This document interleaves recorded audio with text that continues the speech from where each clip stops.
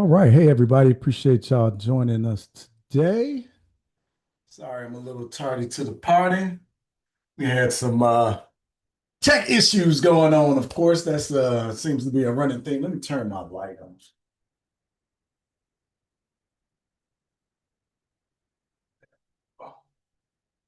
All right. All right. All right. How y'all doing this evening, afternoon? Hopefully everybody is doing fine. I want to just jump right in. Oh, I'm not even I am sharing. There we go. All right, here I go. How y'all doing? Shout out to YouTube. Hey, I see y'all out there. If you're watching this on replay, let me know. Drop replay in the comments. If you're watching this live, please let me know that you're watching this live. Appreciate everybody showing up on our um, Zoom platform. Let's have a good discussion. Hopefully the emails will go out and get the rest of our crowd in here, but I don't want to wait. So I want to make sure that I respect your time and we can get into our discussions. But of course, I got some overview conversations that need to be had on the front end, right? So let's kind of jump into that. I'm gonna try to manage both sides of these screens. Hey, Patricia, how you doing? Good afternoon. Appreciate y'all. Hey, Dale, appreciate you. Brooklyn, New York. Yeah, definitely let me know where y'all are watching from. But peace and blessings, family, right? Welcome to our Sankofa Sunday Dinner, right? I'm Freddie Taylor, the founder of Urban Intellectuals, and I am grateful that you decided to spend part of your Sunday here with us. And before we get into anything heavy, we definitely want to appreciate who's in the room. So drop where you're watching this from in the comments. I'll do my best to follow up and follow through on that. Get y'all a little closer over here. There we go. All right, North Carolina is here. All right, so city and state, wherever you are, let us know where you're watching from in the room. Oh, I don't got my comments up for y'all in here. Chat. There we go. All right, y'all quiet on me. All right. So give me a one in the comments if this is your first time experiencing anything from Urban Intellectuals. Give me a two in the comments if this is your first time to Sunday dinner specifically. Um, that appreciate. Give me 222 if you've been rocking with us on Sankofa Sundays and been showing up and showing out with us. But drop UI in the comments if you believe Black history matters. Black education is important. And these kind of conversations need to keep happening inside of our community.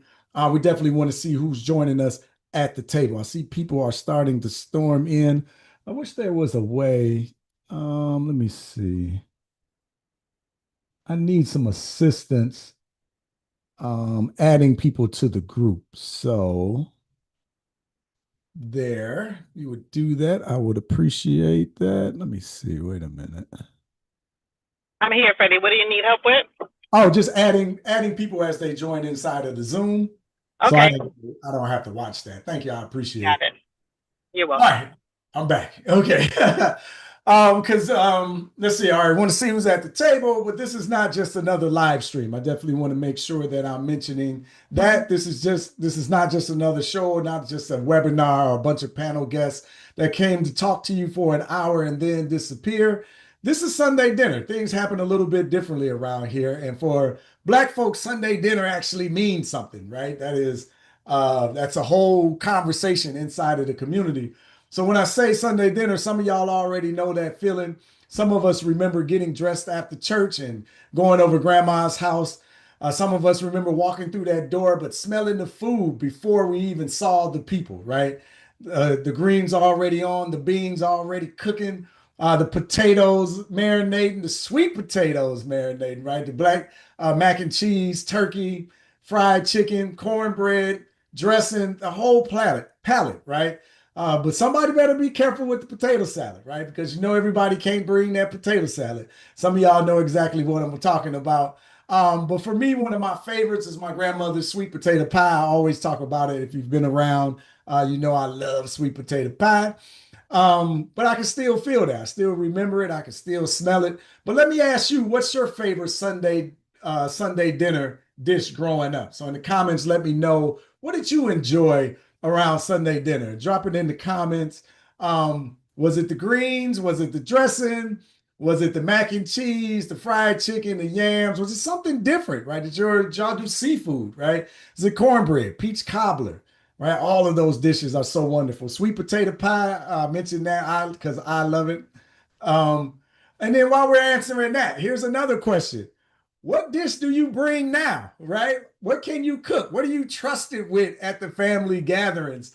Or are you the one that they ask, just bring the paper plates and napkins, right? Go ahead and put me in the comments. It's a safe space, y'all. Go ahead and put the truth in the comments. It's a safe space. If you about the paper plates and the napkins and the ice, hey, all of that is important. Hey, bring the drinks, right? Grab some Coke, bring some water, get a couple of beers, and let's have a good time. Gluten-free dressing. All right. You gotta have the gluten-free dressing, right? I guess that's important as well. But the food matters, right? Absolutely. Let me see what else we got in here. Dressing and collard greens, sweet potato pie. All right. Now, Alicia, you know that's my favorite. And what we got over here on Zoom? Let's see. Let's see. Stanford in the building. I got some twos. All right. Appreciate y'all. My UI is coming through. Nap time during football games, right? No coconut stuff. Pot roast mac and cheese, yeast roll. Ooh, the rolls. I forgot all about that. I'm so into cornbread. That always gets me. But Sunday dinner was bigger than just the plate, right?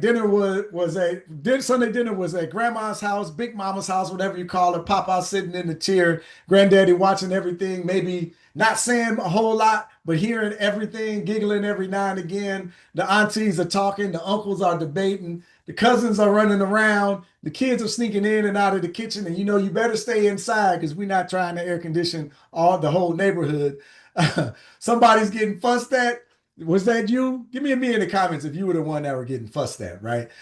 Somebody telling old stories. Somebody saying, "You remember when?" You know, y'all remember those stories, right? Hopefully, y'all are catching the nostalgia that we're trying to bring back here with Sunday dinner. But somebody catching everybody up on the family, who got the new job, who had a baby, who needs prayer, right? Who's acting up? Got a feeling some of y'all be acting up, right? But who's doing good in the family? Who needs help, right? Who needs to be checked? Who needs a conversation? Who needs to be encouraged? The table was news, right? That Sunday dinner table was news. The table was therapy, right? The table was history. The table was culture. The table was accountability. That table was where we learned things that school never taught us or was ever going to teach us in the first place. And that's the spirit that we're bringing to Sankofa Sunday Dinner here every fourth Sunday of the month. This is where the community comes to the table. This is where we talk about the family, the culture, the history, the news, the headlines, the children, the elders, the economy, business, the institutions, and our future. But this is where we remember. This is where we reflect. We reimagine. We disagree without being disrespectful, right? But we're going to open it up and we're going to have some good conversations. This is where we ask the questions that are already happening in our homes, in our group chats, in our churches, in our workplaces, in our timelines, our families. So I want to be clear about this kind of space. It's interactive, right? Don't be shy. It's participatory, right? This is not a sit back and watch space only, right? Watch the talking heads. I want to hear from you. I want to hear from the community. I want to hear from our elders. I want you to be able to chime in. I want to hear from our parents. I want to hear from the grandparents, right? The young people that are listening, I'm encouraging you to lean in as well, because that's how Sunday dinner works, right? The young people may not always say much, but they're listening, right? They're absorbing and they're learning how to grow, how grown folks think. They're learning how the community processes things. They're learning what matters. So today we're going to talk. We're going to think, right? We're going to do it all. We're going to wrestle. We're going to challenge each other. We're going to do it with love and respect, though, right? Respectfully, as they say, because we're a family at the table, and this is Sunday dinner, right? So I want to keep the conversations going, but we got a lot going on in and around here, right? So for those of you that are new, I mean, a little gnat in here. That's bothering me too. All right, for those of you that are new, let me bring up. I love the desserts. That's what I saw. There we go. Y'all should have my screen. But for those of you that are new to Sankofa Sundays, urban intellectuals in general, let me explain what Sankofa Sundays is about, right? So, all right, I'm getting there. I wanted to share a little bit differently. If you're new around here, also, you're gonna know that Freddie, like, we're behind the tech business that's online, but Freddie is slow when it comes to this internet stuff. Yeah. Don't judge me. All right. It's a safe space. Y'all told me it was a safe space. Now, oh, I got the wrong screen up. Okay. I feel judgment. Y'all judging me, don't judge me. There we go. All right. All right, I'm asking for some grace. There we go. I think I'm good. I'm kind of in the way here, but I didn't want to totally get off camera. But Sankofa Sundays is the weekly Black History rhythm we're building here at Urban Intellectual. So every Sunday at 3 p.m. Eastern Standard Time, we show up with a different doorway into Black history, Black thought, Black memory, and Black future building. So on the first Sundays of the month, we have the Sankofa Report, where we look at current events through the lens of history, because current events are not random. They are typically echoes of the past. On the second Sunday, we have Sankofa Questions, where we slow down and wrestle with the big questions around Black history, power, culture, education, identity, liberation. On third Sundays, we do something called Sankofa Stories, Black History Reimagined. We bring Black history to life through story, imagination, emotion, and memory. This is historical fiction, y'all. On the fourth Sunday, we have Sankofa Sunday Dinners. That's where you are here right now, where the community comes to the table and we talk together, right? And when there's a fifth Sunday, like next week, we're hosting the Sankofa Classroom. This is where we're opening up a class from inside of Urban Intellectuals for our members, either for our children's club or an adults club, and we're letting the broader community get a taste of what our members experience on a week-to-week basis. So Sankofa Sunday is not just a show, it's a rhythm. Okay, every Sunday, 3 p.m. Eastern Standard Time, typically on YouTube, is where we are. I appreciate YouTube being out there and engaging with us. But it's a ritual, right? It's a weekly gathering around Black history, culture, and future building. This is what we're doing. And tonight's Sunday dinner is where all of that comes to the table.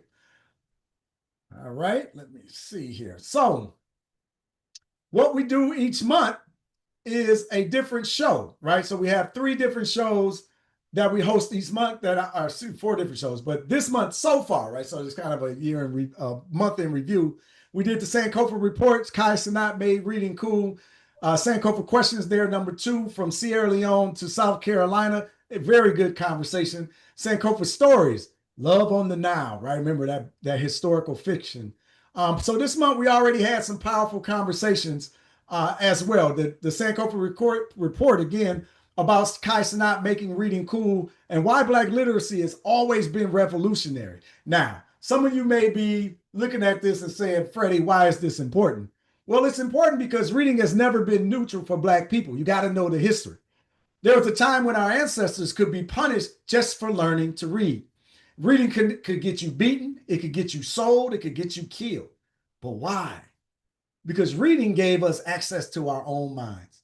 Reading gave us access to laws and maps and letters and scripture and strategy and rebellion and freedom. So when a young brother or a young sister with a massive platform makes reading visible and exciting to millions of people, especially our young people, we need to pay attention. We need to give the brother his flowers. I thought it was an excellent display that he put on, and it was very powerful, right? But because tonight we're talking about Black capitalism, Black business, Black wealth, and Black power, right? And one of the questions that we have to ask is, can Black capitalism save us if our children are not reading, if our children are not thinking, if they're not questioning, if they're not building? Then there were Sankofa questions, right? Our second show.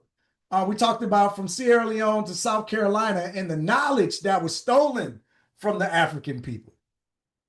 Because they did not just steal bodies, good people. See, they stole knowledge. They stole agricultural systems. They stole rice cultivation. They stole craftsmanship. They stole culture. They stole survival strategies. They stole spiritual memory. They stole people who already had intelligence, who already had skills, systems, and civilizations inside of them. That's the myth that's being portrayed when we flatten history, when we don't tell the whole truth, particularly to our next generations. You just think they went and got some slaves. They got some dumb people. No, they will strategically went into Africa and stole particular people with particular sets of skills so that they can go into a particular area and produce under the whip. They didn't come over here and learn anything. That's a very important point. And it's one that we can't cease from emphasizing to not only ourselves, but to our young people as well. But all of this matters for tonight specifically, because capitalism in this country did not just exploit Black labor, right? It exploited the knowledge.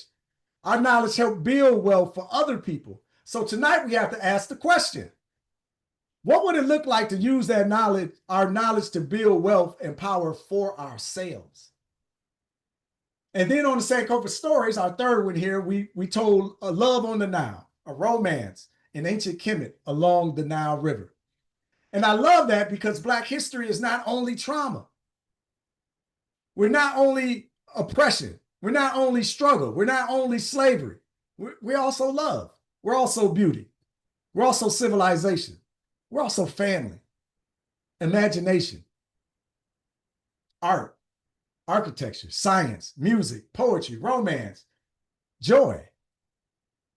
And I believe we cannot build a powerful future if we only remember ourselves through pain.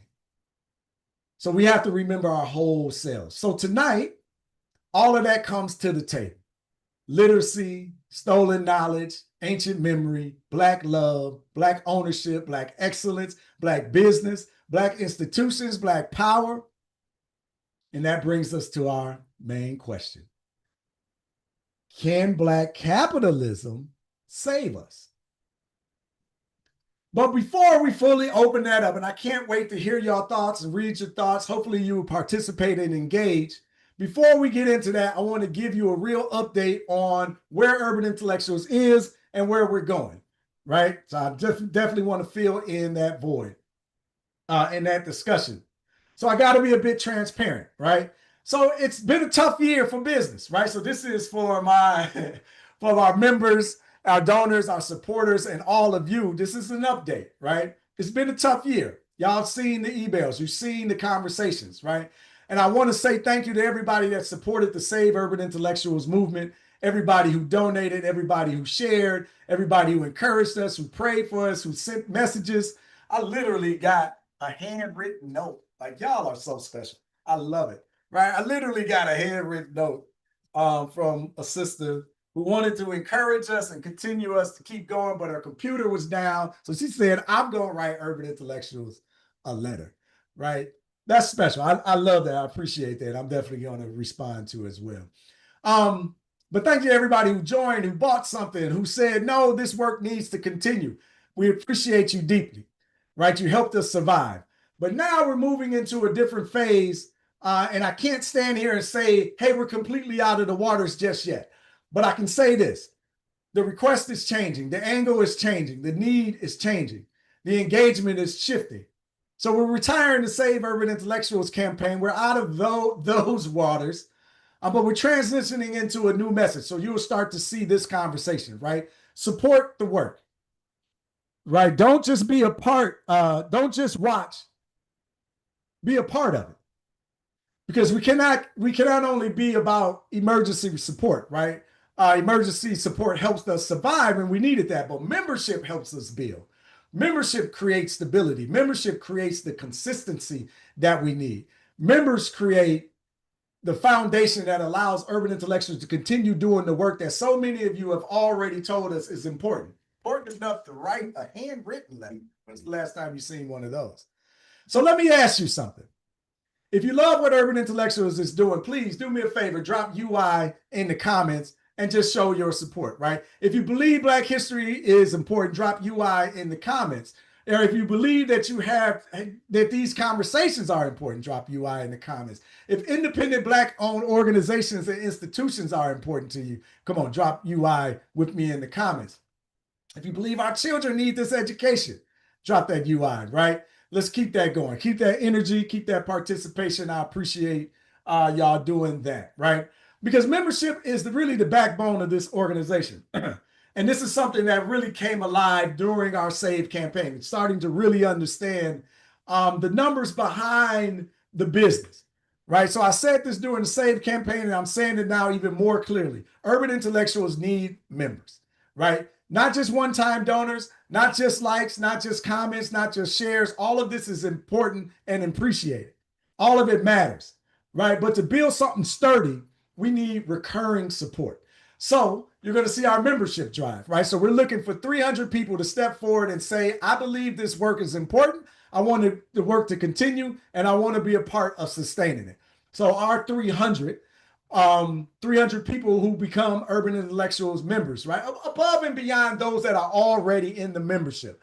And we definitely want to keep you around as well and definitely appreciate the work that you have been doing. But 300 people, 300 new people to say, I want to see those daily reels continue. How many of y'all are following us on YouTube? Please continue to do that. Tamiko, if you could drop the YouTube page down there, that'd be pretty cool. Oh, I got it over here. All right.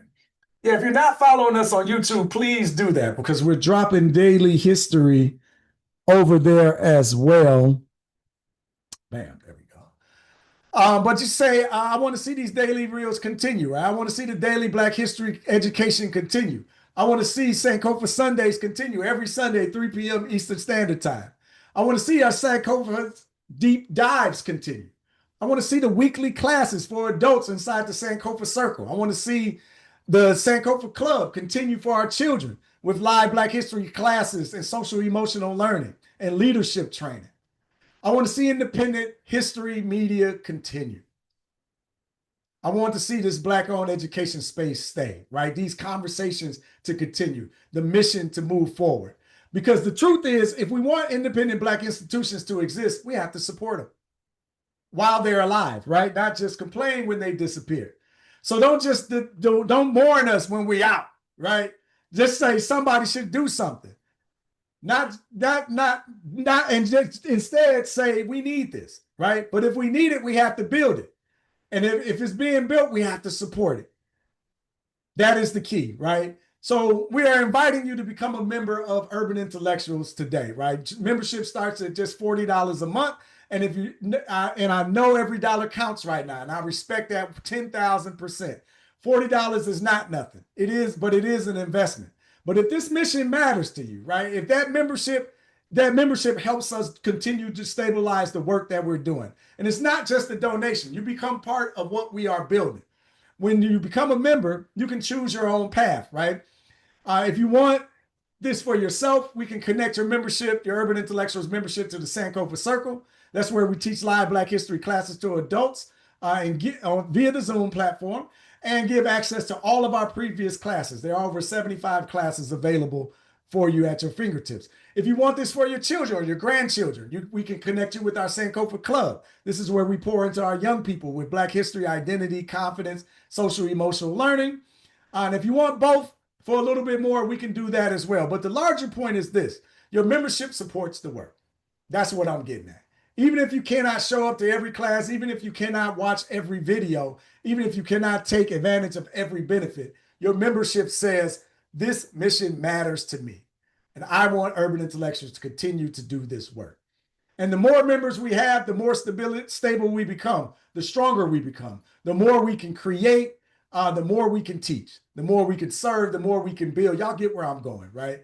So if you're watching this and you value the work, please become a member today. So you go to store.urbanintellectuals.com/monthly cycle. Tamiko, I don't know if you were prepared to drop that link.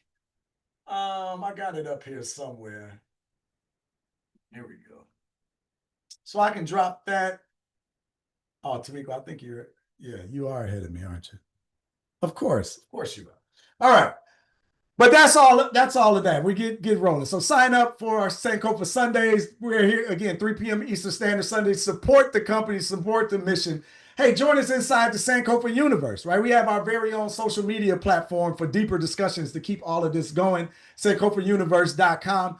Just lock in with us, right? All your support, your engagement, all of this matters to the company and everything that we do moving forward, right?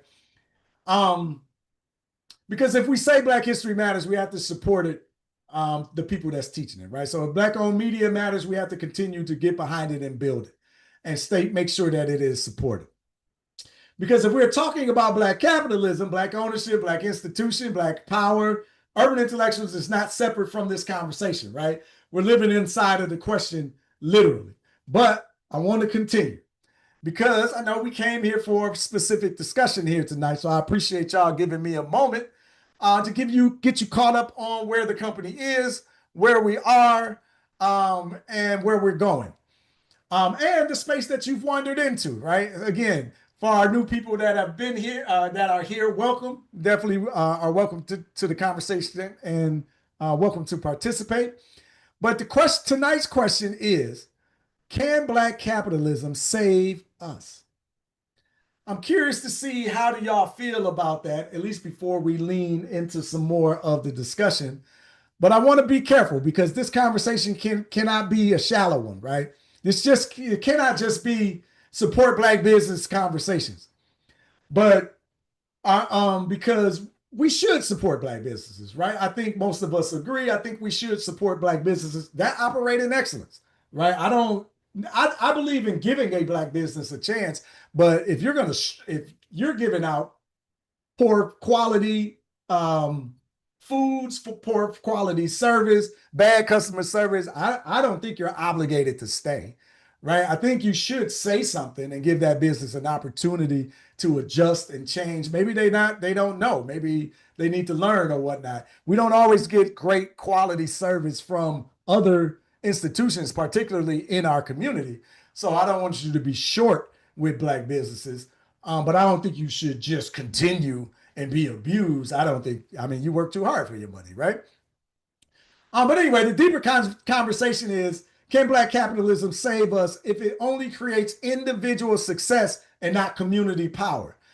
I hope y'all have seen some of the reels that we were posting leading up to this discussion. Leading up to this discussion, because I think it really kind of frames the conversation well. But it cannot. One of my theses is we cannot create individual success and think that that's going to lead to community power, because we have more Black celebrities, more Black influencers, more Black executives, more Black athletes, entrepreneurs, Black millionaires, more Black people getting invited into rooms our grandparents couldn't even imagine walking into. And I don't want to dismiss that. It's all real. It is progress, right? And it does matter. And we're happy for those individuals. But we got to ask, do we own the schools? Do we own the media? Do we own the banks? Do we own the land? Do we own the platforms? Do we own the supply chain? Do we own the institutions that shape our children, protect our elders, employ our people, that tell our stories, that defend our communities? Because a Black person getting rich is beautiful, but a Black person getting rich is not automatically the same thing as Black people getting free. A Black person being excellent is beautiful, but Black excellence is not the same as Black power. A Black person getting into a room is beautiful. But being in that room is not the same as owning the building, right? Black excellence asks questions. Can we succeed in their system? Black power asks a different question. Can we build and control the system of our own? Black excellence asks, can we get a seat at the table? Who owns the table? Black power asks, who owns the table, right? Black excellence says, can we be represented? Black power asks, do we have authority? Black excellence, can they see us? Black power, can we protect ourselves? That's the conversation tonight.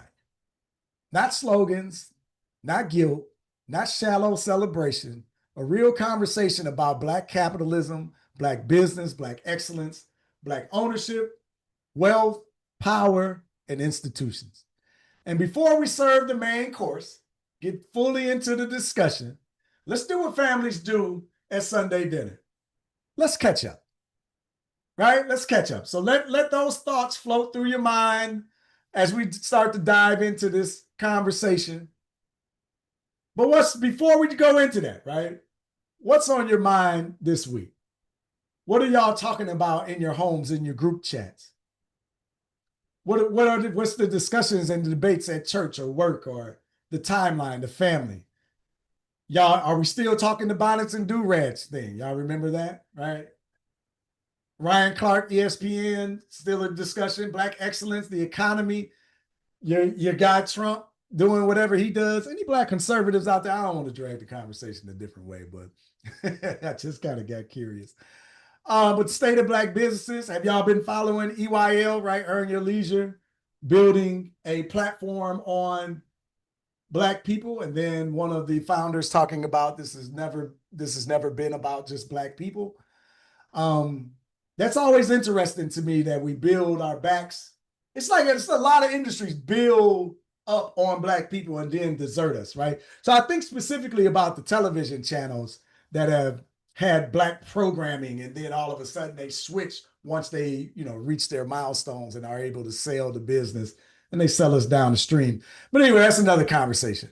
But I think we have to think about who we support, right? So drop down in the chat, what's going on? What are we talking about these days in and around your conversations? And you can feel free to raise your Zoom hand to go ahead and jump into the conversation. Yeah, those types of stuff.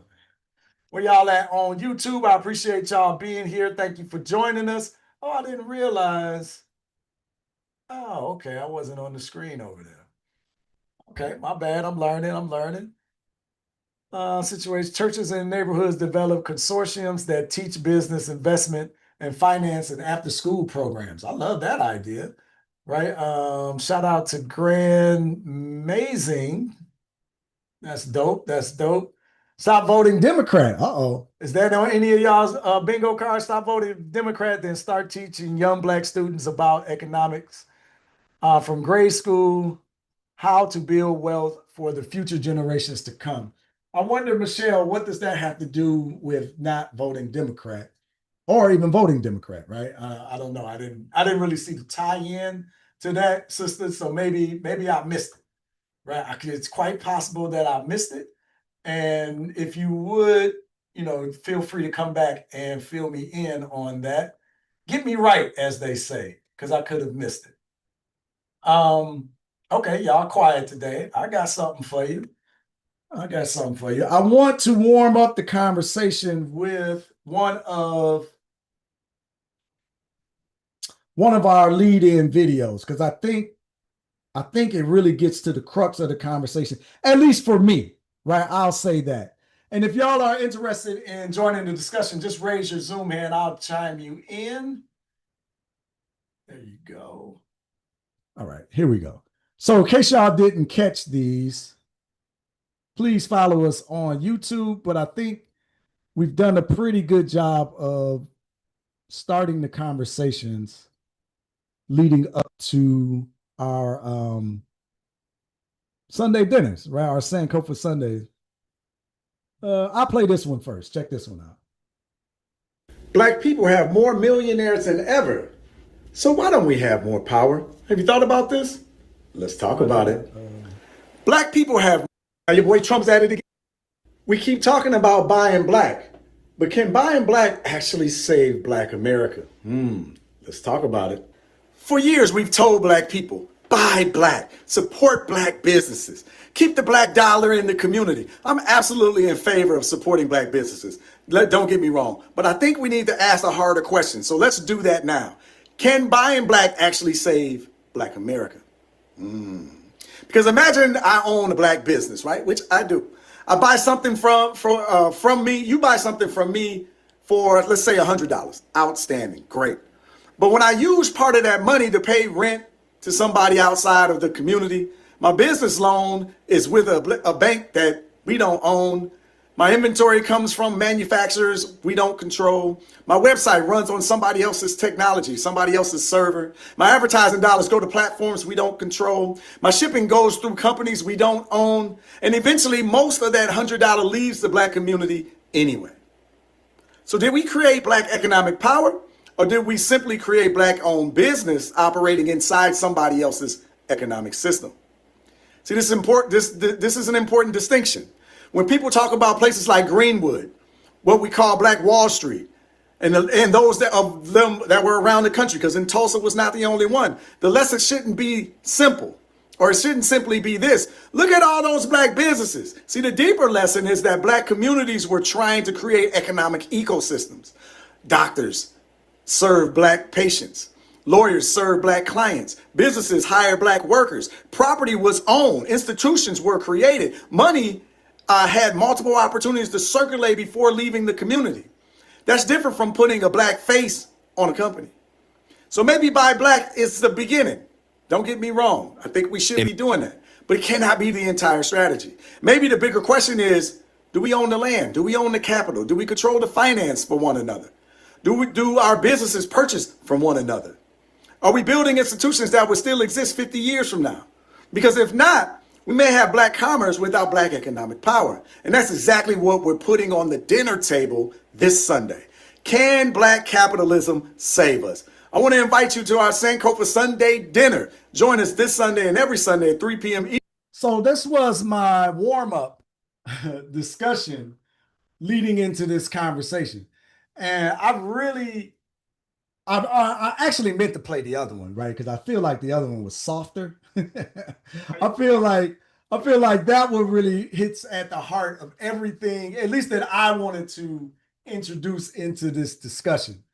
Not I want to say everything, but a lot of things that I wanted to introduce into this discussion, because buying black is important, right? Anybody disagree with that? Let me back up. Anybody disagree with that? Do you think buying black is important? Give me an answer in the comments. Yes or no. Is buying black important? Yeah, yes or no. I think that's a yes or no. If you got a maybe, put your hand up and let's have a conversation. That's possible. You could have a maybe, right? It could be, yeah, I don't know. You know, it's all right. It's something. It's a maybe. I'm gonna wait. Y'all ain't participating with me. Y'all just gonna make me talk for 2 hours. You know I can do it now. Yes. All right. We got one yes. Deborah agrees that buying black is important. I definitely think that it's important. Right. But I think the shallow way that we are doing it is leading to I think the shallow way that we're doing it is leading to the ineffectiveness that we're noticing today, right? Because we're just saying buy black as if that's just supposed to turn into magic, right? And somehow positively impact our community. I wish we could go back and talk to the entrepreneurs from 100 years ago, 150 years ago, and not even just the entrepreneurs, but the whole community. Like I'm looking at my wall over here, I see O.W. Gurley, right? Like who went to Tulsa, Oklahoma and bought the 40 acres of land and parceled it out and sold it specifically to black people and black businesses. Black people came and built those businesses and started to work together. And it's like I want to say something, but I don't want to kill another conversation we're gonna have later. But I feel like integration like messed everything up, right? Because once integration happened, we lost the soul of the backbone and what was talked about in that reel, right? Once integration happened, the supply chain fell apart. Once integration happened, those businesses didn't spend their money with other Black businesses. So in my example that I talked about, you spend $100 with me, but by the time as a business, I have expenses as well. I have to hire a lawyer. I have to hire an accounting service. I have to buy products and service. I have to buy products from other people. I got to hire other services. So I got to take a portion of that $100 and I got to spend it in other places. But the problem after integration is when I spend after that $100, I don't have a Black business to spend with. So I can't circulate that dollar anymore. So then your $100 comes in, 97 of them fly out the door, or whatever it is, not, let's call it 80%, fly out the door to somebody else. What stays in the company is the Black people that I hired, that I got to employ. But we don't get no benefit of that same dollar working around and around in our community. They talk about Black Wall Street when it was at its height. The $1 would circulate in the community 20 times. But it would circulate in the community because you spend it with one business, they'll go out and spend it with another, spend it with another. The people that they hired came from the community. Those individuals went to the grocery store, take that same dollar and spent it with those individuals. But we look around our communities today, we don't own nothing. Like how would you even circulate it? And I think if we continue to build businesses in isolation, I think I can't imagine how it's going to improve. How is it going to get better? Because let me play the second video, and I think it introduces another discussion and kind of along the same point. This is the one I wish. Your boy Trump's at it again. Black people have more millionaires than ever. So why don't we have more power? Have you thought about this? Let's talk about it. Black people have more millionaires, entrepreneurs, executives, entertainers, athletes, and highly paid professionals than probably any generation before us. I think we all can admit that. So let me just jump into it and ask the tough question. If individual wealth creates Black power, why don't we have more power? Because we clearly have Black people making millions of dollars. Just look on the internet. Ask them. Some making hundreds of millions. Seriously. A few making billions. We have Black CEOs, Black-owned companies, Black celebrities with massive platforms, Black athletes signing contracts our grandparents couldn't even imagine or fathom. And I celebrate all of this success, and I think you should as well. But we have to stop confusing Black people having money with Black people having economic power. See, there's a difference. Those are not necessarily the same things. Economic power means controlling institutions like land, bank, capital, housing, schools, media, distribution, supply chains, political influence. It means having systems that can survive when one successful individual leaves, dies, sells the company, or loses their fortune. So think about this. A Black athlete signs for $200 million. Incredible accomplishment. But who owns the team? Who owns the arena? Who owns the television networks? Who owns the bank holding the money? Who owns the companies receiving most of what he actually spends? That doesn't make the athlete powerless. Let's not go crazy, right? But it should force us to ask bigger questions. Are we building wealthy Black individuals, or are we trying to build powerful Black institutions? Because those two are completely different economic strategies. And maybe one of the biggest mistakes we've made is assuming that enough Black people personally succeeded. If they did, somehow that success would automatically trickle down into the collective freedom, trickle down theory. We've been waiting on that trickle down for a long time. So this Sunday, I want to put a question on the dinner table. Can Black capitalism actually save us? And if it can, what would black economic power really have to look like? I want to invite you to join us this Sunday for. Okay, I got you. I got you here now. I got you here. I don't gotta sell you on showing up. Y'all showed up. But the question is real. And while I was listening to that this time, I came up with a different question. So it's a little bit lighter. Y'all gonna participate with me. Lisa, you turn your camera on. I can see you. So, all right, Monique. They joined you as well. All right, but like listening to that, and I'm pointing to my screen over here. It got me thinking because if you've bought the idea of the American way, rugged individualism, boy, the only thing that matters is you. You just got to do the work and pull yourself up by your bootstraps. Now, if that is what we've bought as a community, then all right, I get it. But I think the real question is, do we feel like we need us? Do we feel like that? Answer that question for me before we dive back into the capitalism question. Do we feel like we need us? Does there need to be a collective black consciousness in order for us to survive and thrive? Or do you feel like, nah, I just need me, get my family together. We gonna do our thing. We gonna jump into this economics. We gonna get our degrees. We're going to build our money up. We're going to get our life insurance. We're going to do our savings. We're going to do our stuff. And we're going to be fine. Or do we feel like, and have we lost that feeling of a collective us? What do you think, Lisa? I got to pull you in.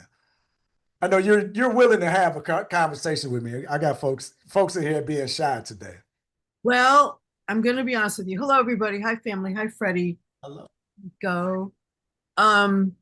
Hold on one second. I'm running you on YouTube too, and I don't want to have a echo chamber. I'm going to be really honest with you. There's something I want to say here, but I'm not comfortable saying it on a live stream. Okay. All right. About who really owns the money, the banks, all that stuff. Okay. I think we can read between them lines. I think there's a bigger question here. And, again, a lot of I'm an ally. I don't even like that label, but I'm an ally. That's what I am. So I can't speak directly from the Black American experience. However, I know a good amount of stuff. And I wish I could say what I want to say, but I won't on a live stream. Mm-hmm. There's something else I wanted to say. Oh, I'm going to put, I was in the library yesterday and I found this book called No One is Self-Made by Lakeisha Hellman. And it's a book about the myth of the bootstrap. So sick of that. So sick of that. And I will say this is personal, what I'm going to share. Take a little risk here. I experienced homelessness and destitution over the past 7 years. I'm just now rebuilding my life after going through a lot during the pandemic. And that myth has no place. That myth, I never believed in it anyway, but it got completely shattered.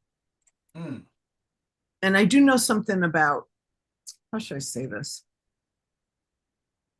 I see more interdependence in the Black community than I have in other communities that I've been in, especially in church. I've been in a variety of different churches. The hymns that are sung are different.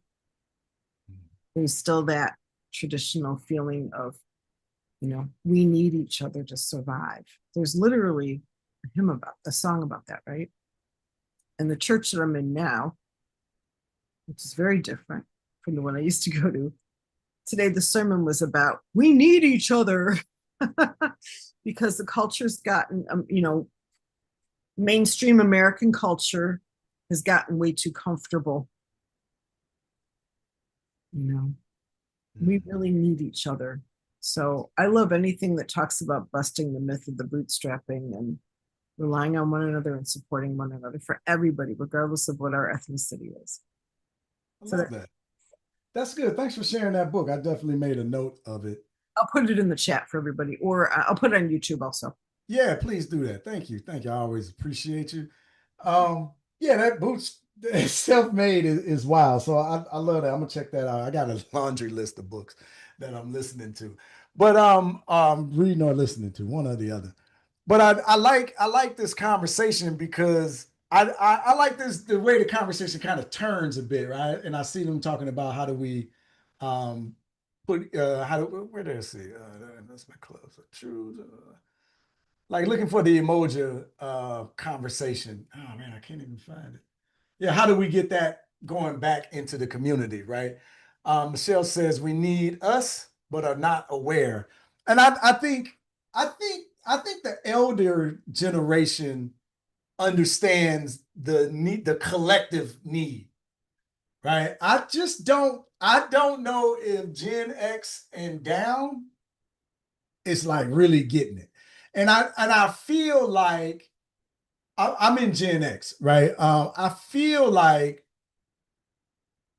we're old enough. Some of I'm in the younger side of Gen X. I'm 50, right? Um, so maybe the elder Gen X crew seen it enough, right? You've seen it enough. So probably shouldn't even use Gen X. I go with millennials, right? Elder millennials probably seen racism firsthand enough to realize like Gen X and the generations before, like, nah, you can't be out here talking that individualism talk. That's gonna get you killed, right? You can't. That's like saying, "Oh no, I'm fine. I'm just gonna march down the street all alone." Like after dark, like you get the elders saying, like, "Man, that's crazy, right?" A lot of our reflex actions, right, come from a place of pain, right? I'm listening to Sammy Davis Jr.'s story right now, which there's a lot of stuff I didn't know about Sammy, right? But it's the 50s, right? It's the 40s and the 50s, and like he's going through it, but he's a big talent and he's being introduced in spaces, and he's going through it. He's experiencing what we're all talking about firsthand. But I fear that the younger generations, they're so disconnected from it. Like I'm from Inkster, Michigan, right, which is outside of Detroit, Michigan. I wouldn't exactly call it a suburb, but you can call it what you want. But I went to schools in a city called Taylor, Michigan. And growing up, they used to call it Taylor Tucky.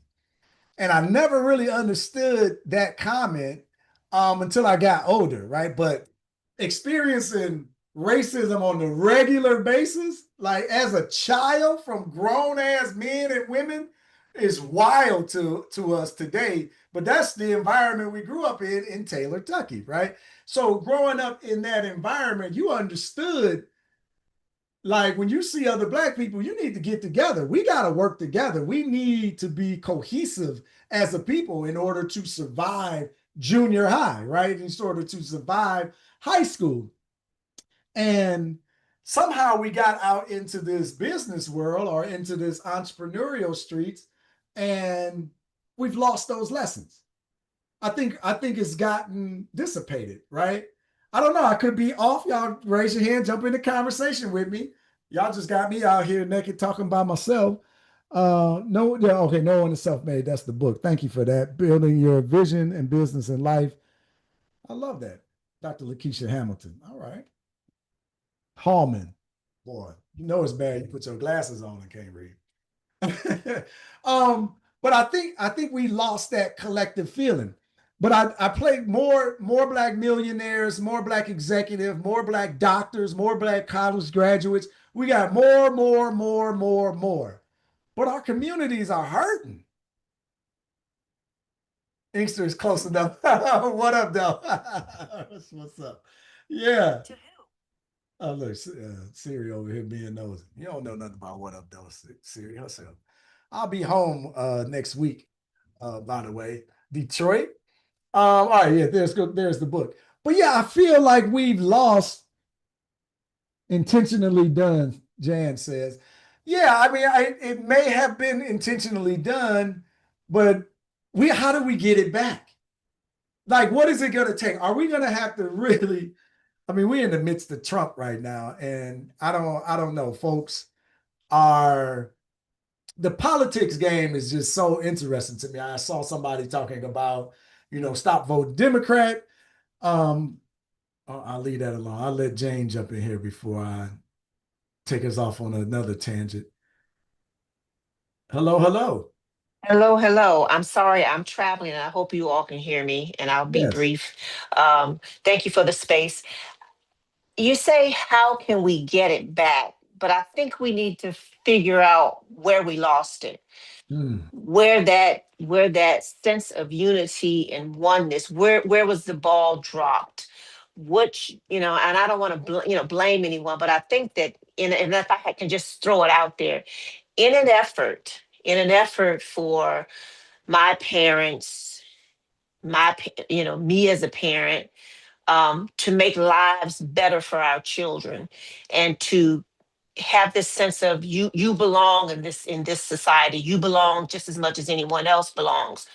We have had them forget what we had to go through to get them there.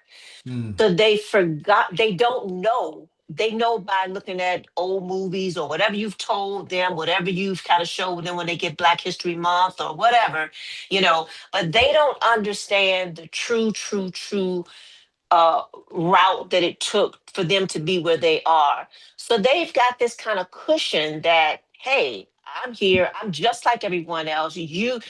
And we do this to ourselves. You're not where I am, no matter what what we have in common as far as being both Black people or people of color. I'm still just a little better than you because my parents worked harder to get me where I am. So therefore, where you are is your problem, and where I am is my benefit. We don't look at it as a collective, and even our children, we see the suffering of other people or do we really? Communities that. We live here in the suburbs. We don't live in the inner city, so we don't understand what they go through. So that's their problem and not my problem. And I have to say, where did we lose it? Where did that come from? And it's not just this generation; it's my generation. We don't go back. We don't go mm, back and just embrace. You're here. Let me help you. Let me do something for you. We just kind of move on to get more, to be more, and to get what we think is the. I guess I don't want to say, but what we think that we can achieve as far as monetarily, getting to the big homes and the penthouses and the boats and all these wonderful things and we just forget about our people. We forget about what it took to get us there. It's so, and I think I'm rattling, but I know what I want to say. It's just like we're just comfortable. We've gotten mm. comfortable and we don't look at anybody behind us unless we want to just, give to the goodwill or give to this organization. But other than that, being there and actually being present and being there to guide and assist, we don't want to do that anymore. We give to them, but that's it. I hope that makes sense. And I'm complete. I think I may be back.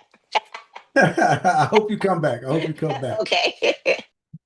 No, it definitely does make sense. We're not doing enough to connect the next generation to the workload. I saw, man, I gotta like, yeah. Somebody Pedro says you need to share the business load. That's how you keep capitalism, tribalism, and quality of life. I think it was like kind of reflected on the same thing. We got to share. We got to go back. We got to reconnect.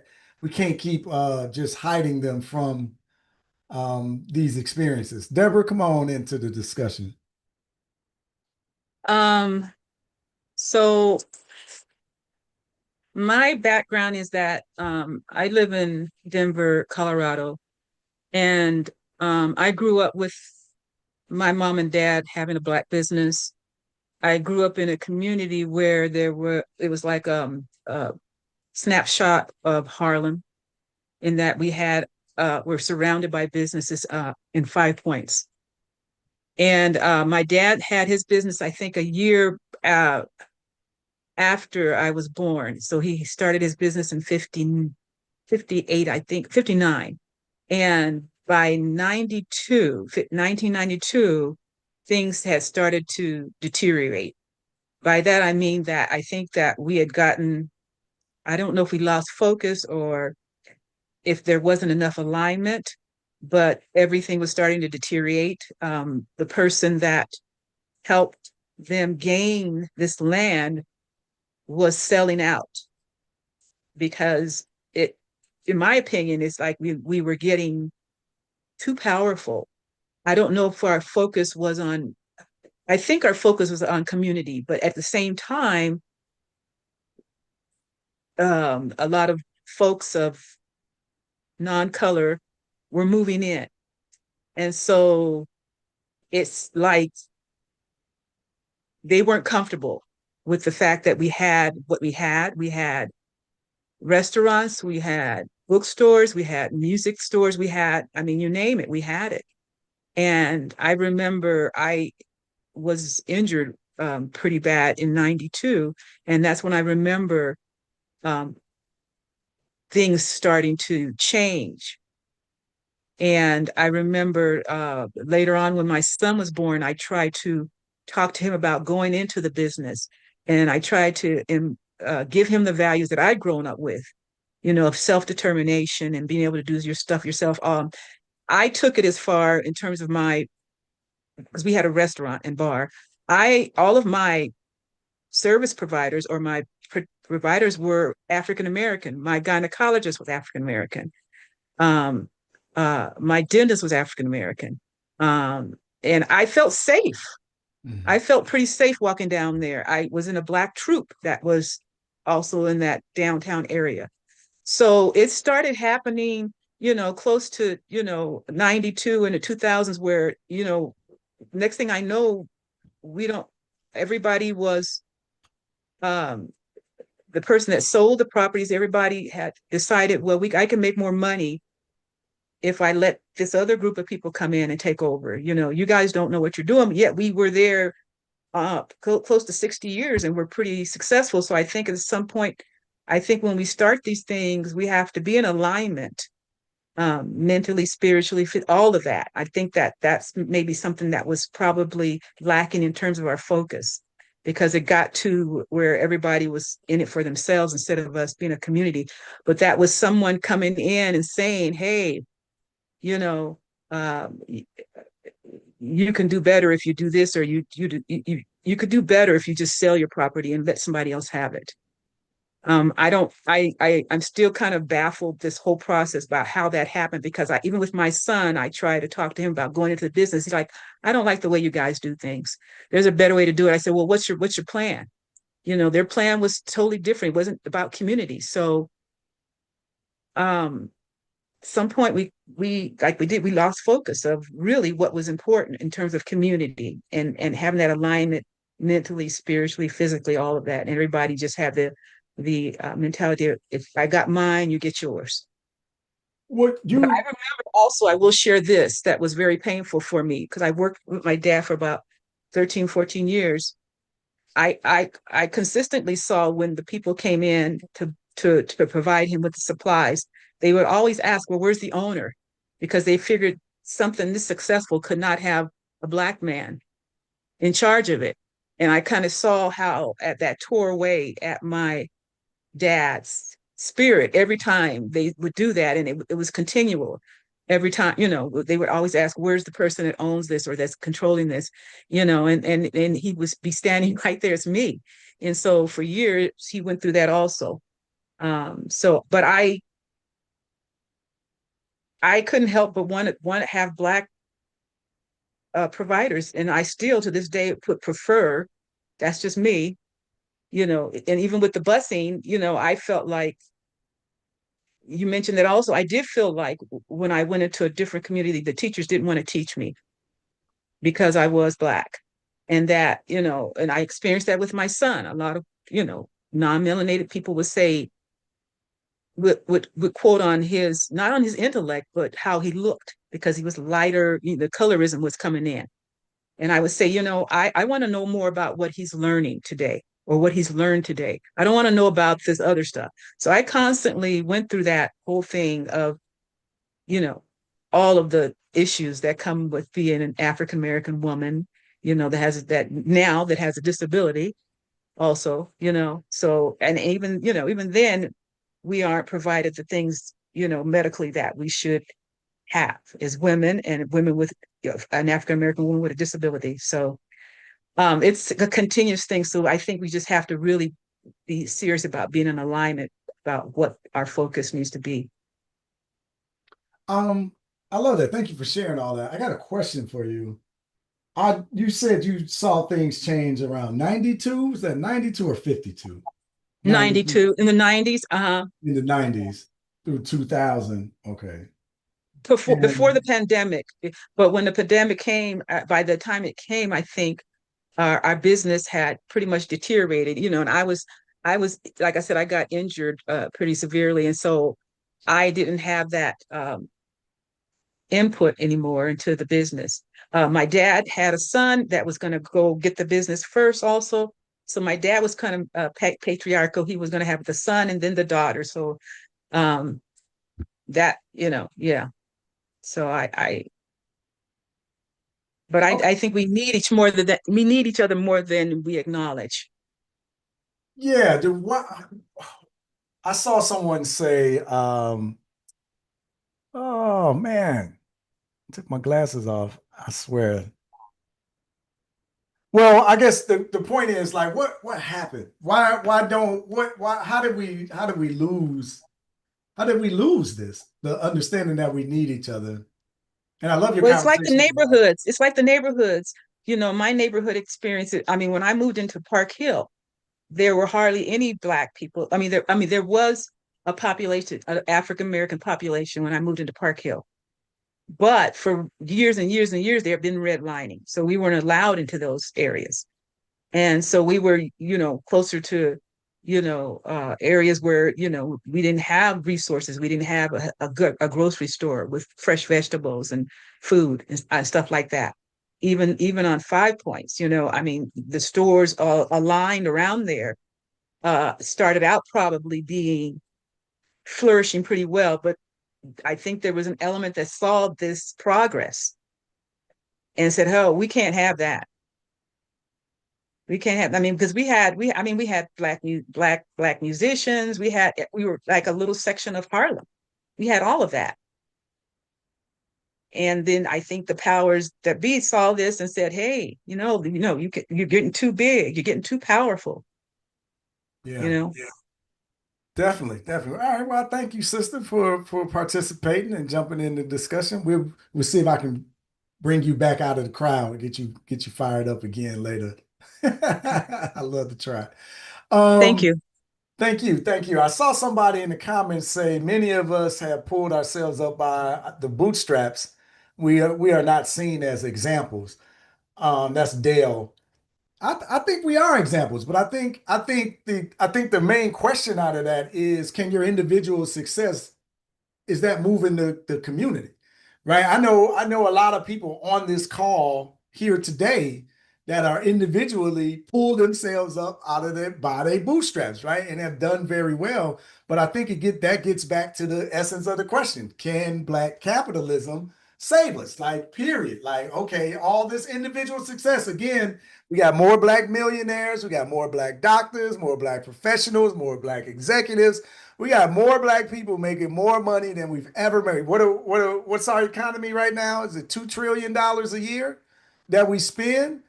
Something like that. Like these are insane numbers. If you think back to Malcolm X in the Ballad of the Bullet and his conversations, he was talking about the Black community collectively speaking, spending $20 billion.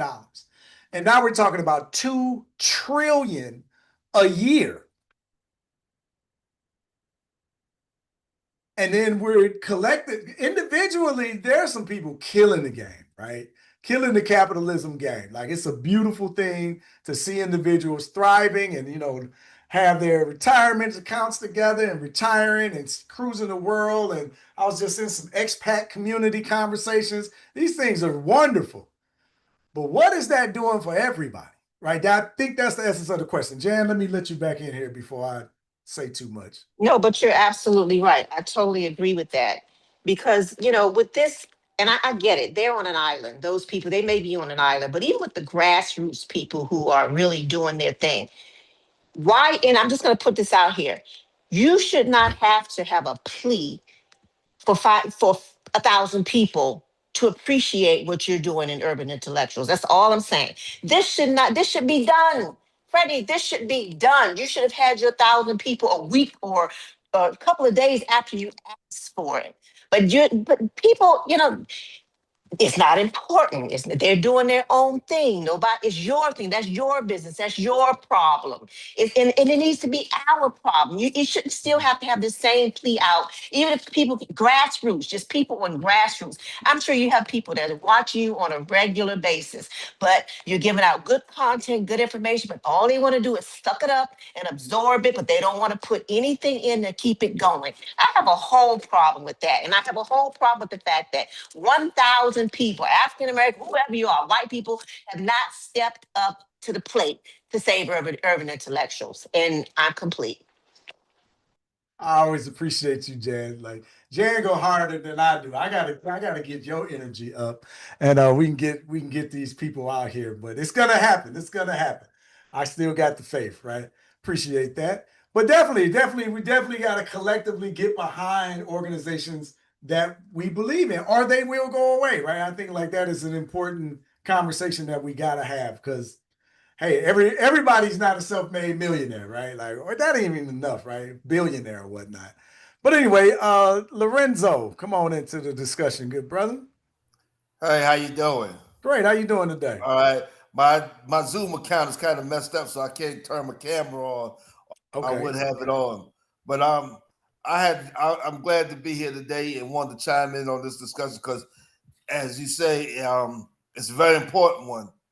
I think for us as a people, as a collective. And all the points that was given earlier was great points that made sense. But I think it's we've got caught up into the individuality of making it and then doing it ourselves or for ourselves or for our families and not them being collective about it. And that's the problem. If we don't, we all have a lot of like you said, black millionaires, businesses and doctors, lawyers, and all of that. But we got to come together as a community and support one another and support the community. The church has got to do the same thing. Tell the people to go out, in my opinion, to support their own, because that's how all other communities, ethnicities have made it. They support their own before they go outside. And black capitalism is going to be the only way that we be able to succeed or go further. But we got to stop being jealous of one another, being scared of one another, thinking if I help them, that's going to take something from me. No, if you help them, that's a blessing for them. You gonna turn around and get one if you damn do something, or you trying to do something. Maybe they could direct somebody to your organization or your operation. What you trying to build? It's got to be us all together, all in this, all in. And individuality is not gonna get it. That's what's there kept us down, or in the situation we're in now. And things are changing now so fast, so rapidly. And a lot of people don't even understand what's really going down, what the powers that be are setting up. That if we don't get it right now, it ain't gonna be no turning back. And I don't believe you ain't gonna be able to come out of it. Because you're gonna be locked in, and once you get locked into the system they damn creating as we speak, it's gonna be worse than what it was in the past. That's the way I see the outlook going.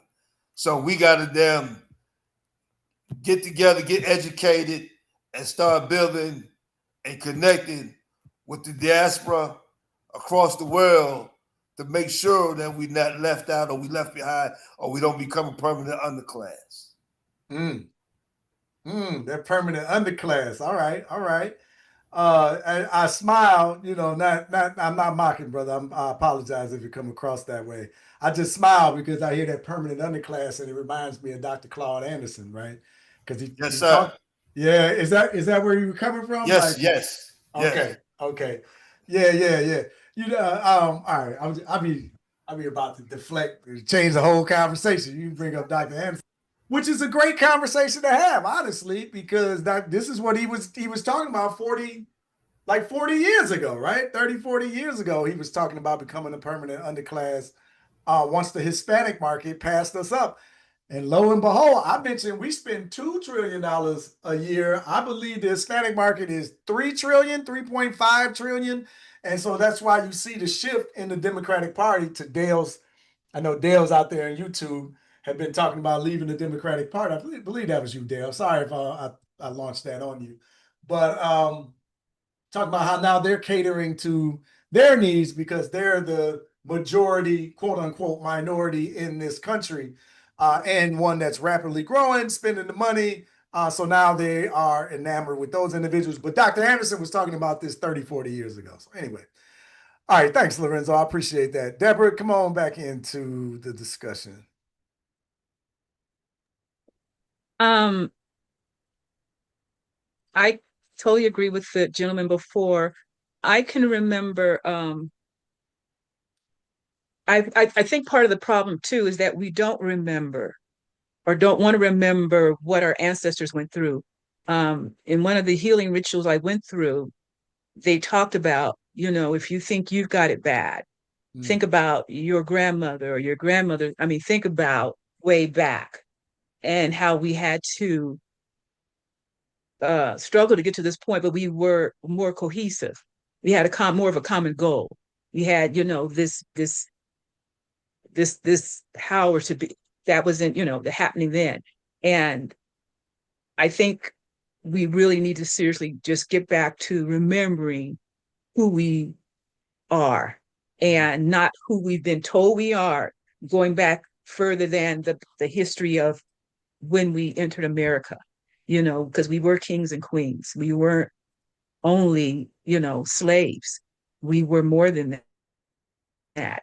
And I think also a lot of things that I observed in my community, a lot of the Black women, I'll just say with my dad's business, my mother invested heavily into his business, and a couple of Black women to help him get to the point where he was. And I just think that he forgot that how important Black women are to everything. My mother, when she retired, got back in there working.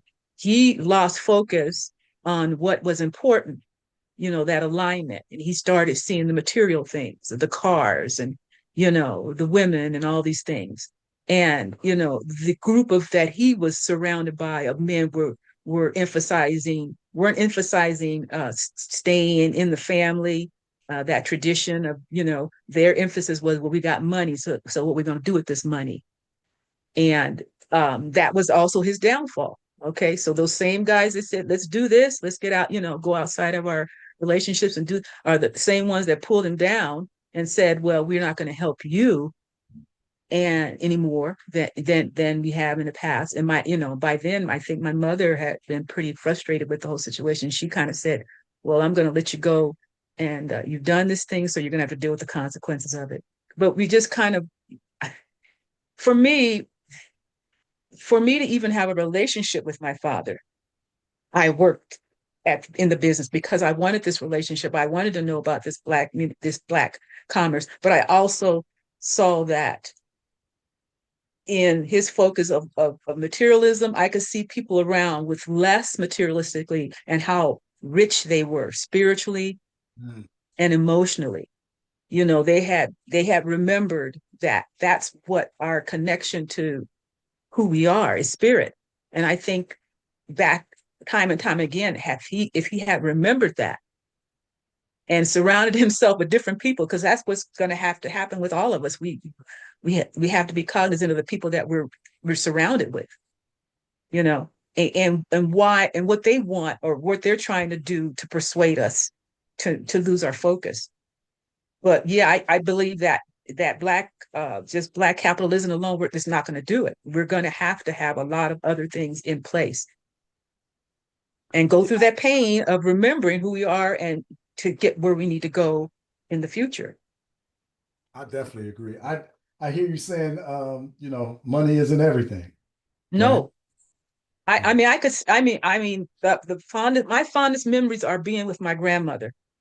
And my grandmother and grandfather built their home, but they were very spiritual people, not religious necessarily, spiritual. And that's what I remember.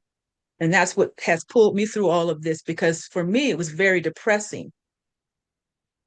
But what I did out of that depression also was I invested in Black women businesses growing up. If I found a Black woman with a cause and she was trying to, have a business, I invested in that. So I didn't let this totally deplete my spirit, but it was very, very sad and depressing for a long time to see all the businesses gone. There's maybe one or two down there now that have lasted, through all of this. But this was all by design. So there were no accidents in how this all, how we lost some things. But in that loss, I gained a stronger sense of who I am and what my purpose is. I love that. I love that. Thank you for sharing. Um, it's like you got my mind running in like 400 directions right now, right? I want to try to keep us here, but like a lot of it reminds me of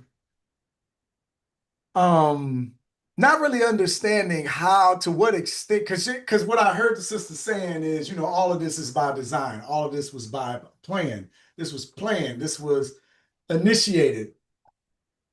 And doing so, the first Sunday we do Sankofa report, right? It's always the history behind the headlines, right? So there's like deep history behind America intentionally undermining the Black community, from starting on the shores, of other countries to yesterday, right? There is a long, rich history of this. And I fear in 2026 that it sounds fantastical to a lot of people who aren't studied, who aren't read, who aren't experienced, who haven't experienced it directly, right? Because that's the thing about the internet. Like, if something didn't happen to you, then somehow it didn't happen, right? Oh, well, I've never seen that.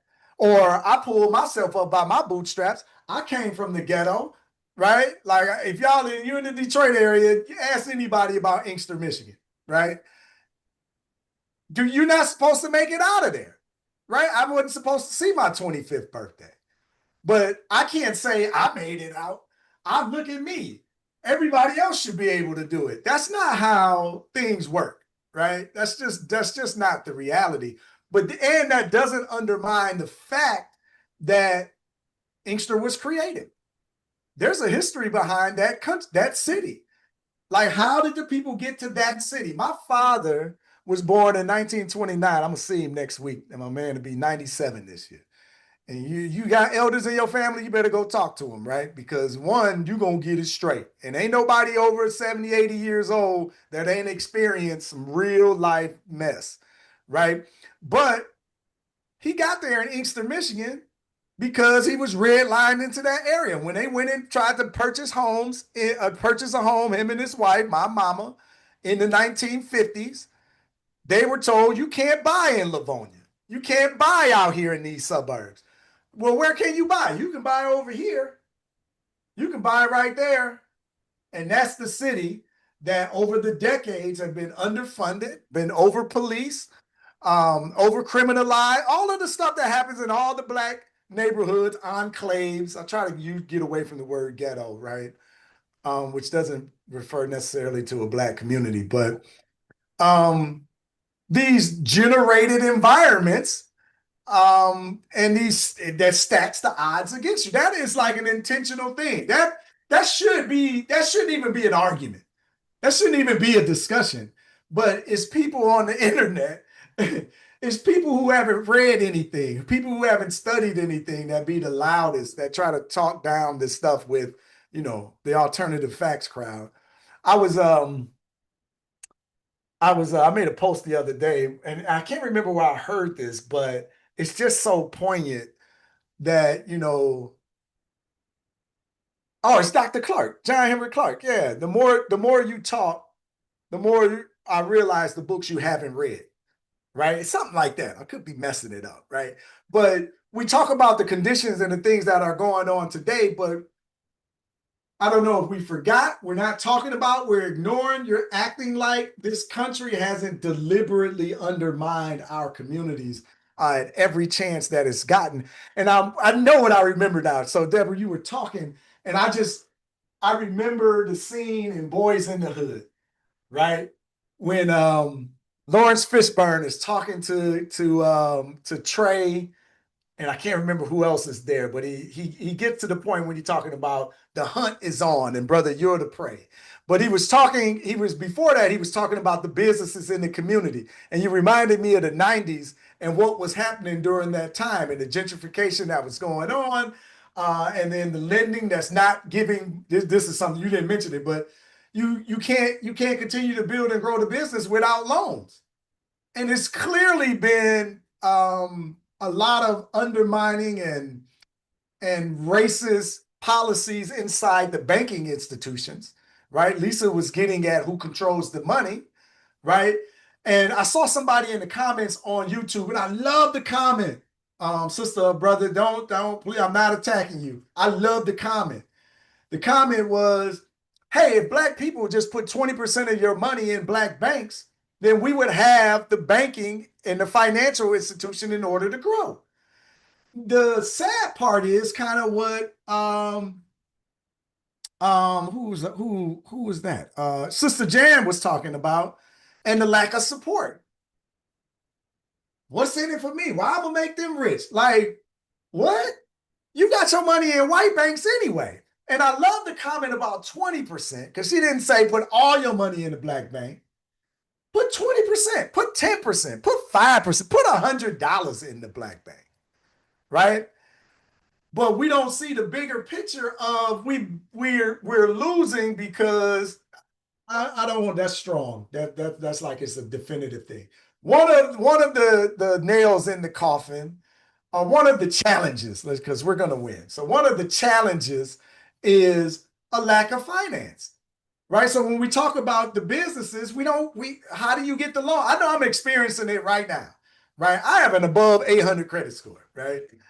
And I'm still having trouble getting the type of proper business loans that we need in order to do certain things. Right. Yeah, it's by design. Yeah, I know it's by design. Like this is the problem. But this is where a lot of people try to act like none of these situations that undermine our community are happening, and it's been deliberate. And there's just a litany of history behind it. Like it's just so much that I don't know. I'm trying not to get frustrated again, right? But but it's so much that we're dealing with.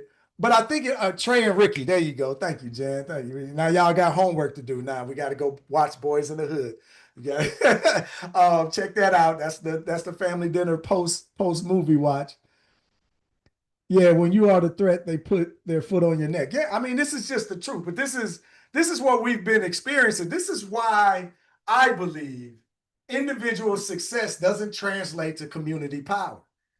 Right? I think it's wonderful. I think you should be successful individually. I think you are special, right? I believe everyone is special. I believe we're all born geniuses, and our environments either talk us out of it, under prepare us, or whatever the case may be. And that environment includes your parents. The environment includes what you're watching and engaging. So don't act like I'm trying to pass the buck. So whoever that is that's thinking that. So I think we're all capable. That's what I'm getting at. Oh, come on back in, Devin, because I feel like oh, I'm sorry.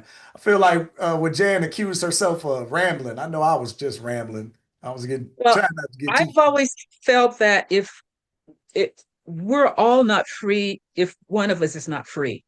So I've always felt that, if I have something and you don't have something, there's definitely something wrong with that. So in that same note, my dad, I mean, his strong point was that if somebody in the street didn't have food, he would serve them food. And, even with you're saying like the importance of reaching out to whoever needs something to be a hand up. I saw in that same neighborhood, people were in shacks. Drugs were also rampant, but it wasn't that way in the beginning. So you saw these things being introduced into the community, the drugs and all these different things. And for me, like I said, I felt like if I have something and you don't have something, I'm not free.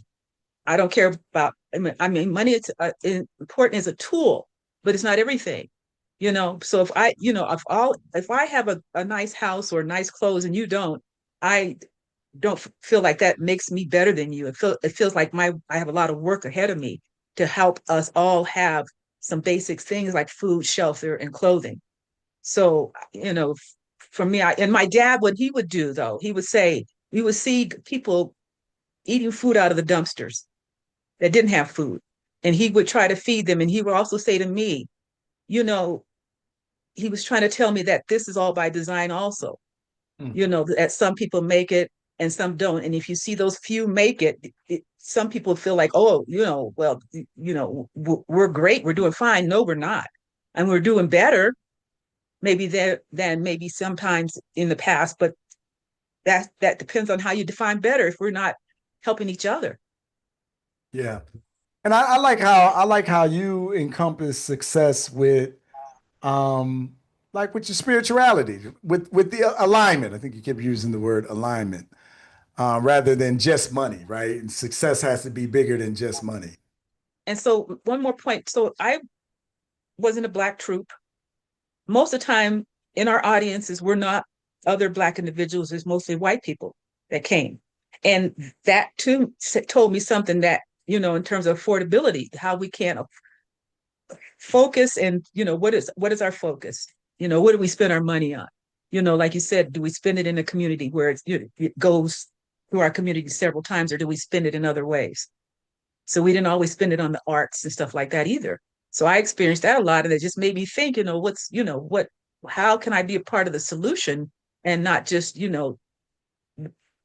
complain or forget about people who really need, uh, you know, need the same things I need. Yeah. Yeah. Yeah. I love it. Thank you. Yeah, I appreciate your participation. It's been me, you, Jan, and Lisa today.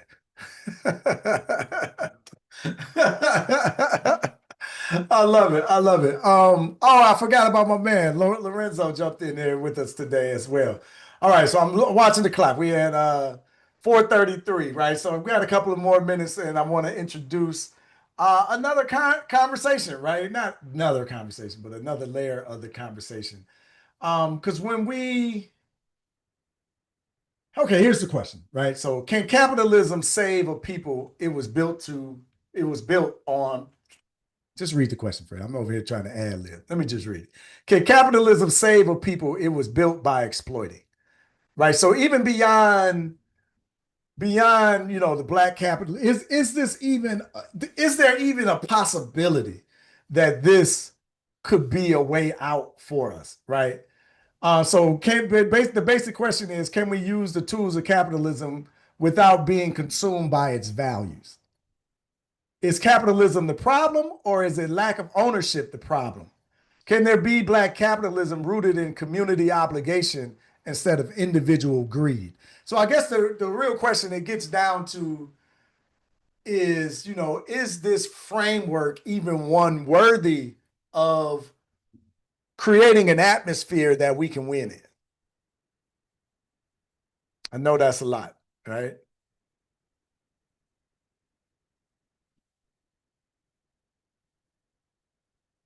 It's a deep question, right? But it's one that makes me think about, oh, come on in, Lorenzo. All right. I ain't gotta say nothing. Freddie, once again, I have to say, yes. The problem has been is that we wasn't taught it, or we didn't understand it, Okay. how to use it. Now that it's coming out, and it's John John Bryant of Hope Operation says financial literacy is the civil rights issue of this time. Now that we come into the understanding of how to use our money and what to do with it and apply the damn knowledge, then we can then, it will be able to then get us out of the this low point we in and take us to where we need to be, put us in a position of where we need to be. Because if you don't, what you say is it? If you don't, if you not that, then what else is there to go on? Look how the other countries have done it. China, India, how they've learned it and applied it. And look where they're at this day and time. It's not always all about the money. It's like Miss Deborah said. It's a spiritual thing. It's getting alignment. Money is spiritual. See, it's a tool. It's not the end all and be all and whatnot. It's a tool in order for us to create and then build what we need, the infrastructure, to build the hospitals, to have the housing projects for our people, to have the schools, to have the grocery stores. There's black people that own all of these things. Maybe not in the hospitals. But their businesses. They're there, but they're few in number.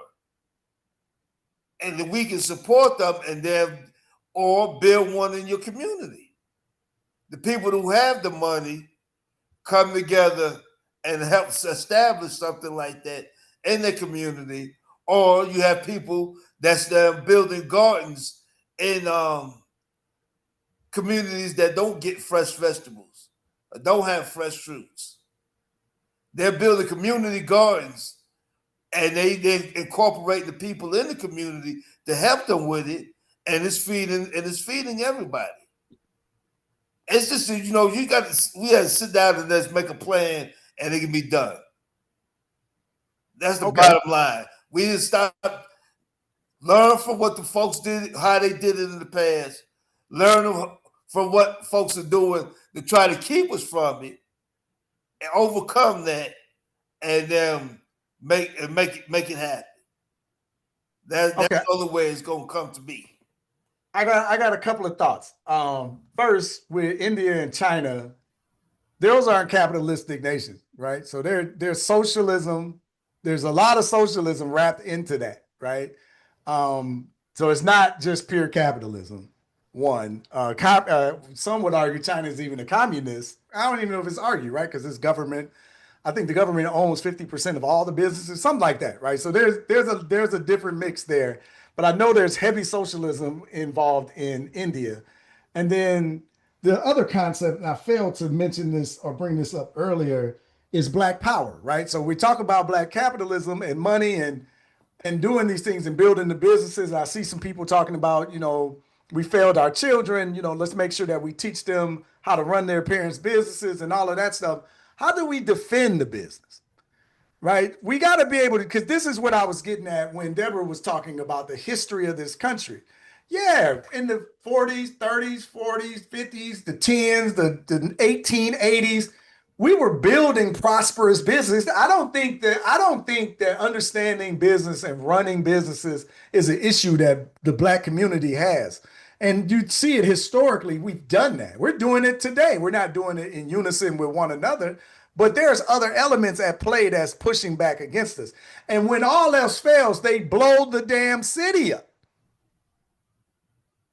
They blow the city up. They burn everything to the ground. They attack the people. They murder folks. They burn their children.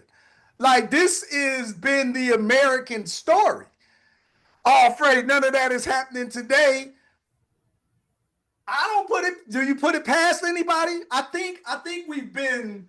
I think our community is I was going to say afraid. I don't want to use that word. I would say concerned. Nobody wants to stick their neck out anymore. You know why? Because when you stick your neck out for this community, this country has shown that if they will chop your neck off. This is why I think that we don't need black leaders because they kill them. Who would want to stand in front of this community and say that they're leading anything? Everybody talk tough online. But when the fights show up at your door, when your children can't go outside, when your home is at threats of being firebombed, who is going to be leading that charge? And this country is not above any of this. And your current administration is thoroughly reminding you of all of these things every single day. So I'd say that I'm disagreeing with you, brother. And I think you were referencing John Hope Bryant. I would definitely argue that capitalism and financial literacy is not the civil rights movement of the day. That's some cute stuff that financial people talk about online to make their individual capitalism seem more important. I think it is important, but the civil rights movement of the day, I ain't going that far for that one. Hey, brother Lou, come on back. My bad. I got off track, but like, man, come on. This country has gone out of its way to keep its foot on our back. And the failure, in my opinion, with black capitalism is we got away from black power. We got away from the collective strength of the community. We got away from what Huey P. Newton was talking about, the Black Panther Party for self-defense. They were saying, arm yourself. The Winchester rifle got a rifle spot in every black home. Who is that? Is that, I forget who said that one, but that's way back before Huey P. But the point was you got to be able to protect it. We got to be able to protect it. The millionaires and billionaires, they behind walls of security. Their money is protecting them. What about the rest of us? There's a moat around them. They are fine. That's individualism. And I think that was like the bigger conversation was, did we trade black power for black excellence? We got on that conversation about excellence. You know what? We're just gonna dress better. We're gonna get our diction together, and we're gonna go down here and we're gonna demand respect. And I'm not saying that you shouldn't dress better. I'm not saying that you shouldn't get your diction together. I'm not saying you shouldn't get your education, your degrees, your qualifications, and you shouldn't get your money up. But if you can't protect it, what are we doing? And just like Sammy Davis, I got to go back because I'm listening to that story. There were still doors he can't go into. Your fame, your money, like you just ain't gonna ever have enough to walk into certain rooms. And you damn sure ain't gonna have enough to bring your community with you. Because those are the only ones that understand you and to be the ones that'll have your back at the end of the day. Right? I'm still in the middle of the book, so don't y'all ruin his story for me. I don't know. I don't actually know the brother's story, but I'm learning a lot. Who made the Winchester rifle comment? The Winchester rifle has a rifle placed in every home. I can't remember that. Somebody dropped that down there for me. But I think like that, I think capitalism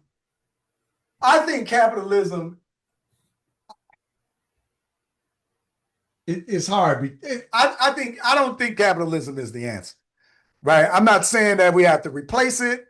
I'm saying that you have to be educated in its understanding. I think you have to be educated in how it works.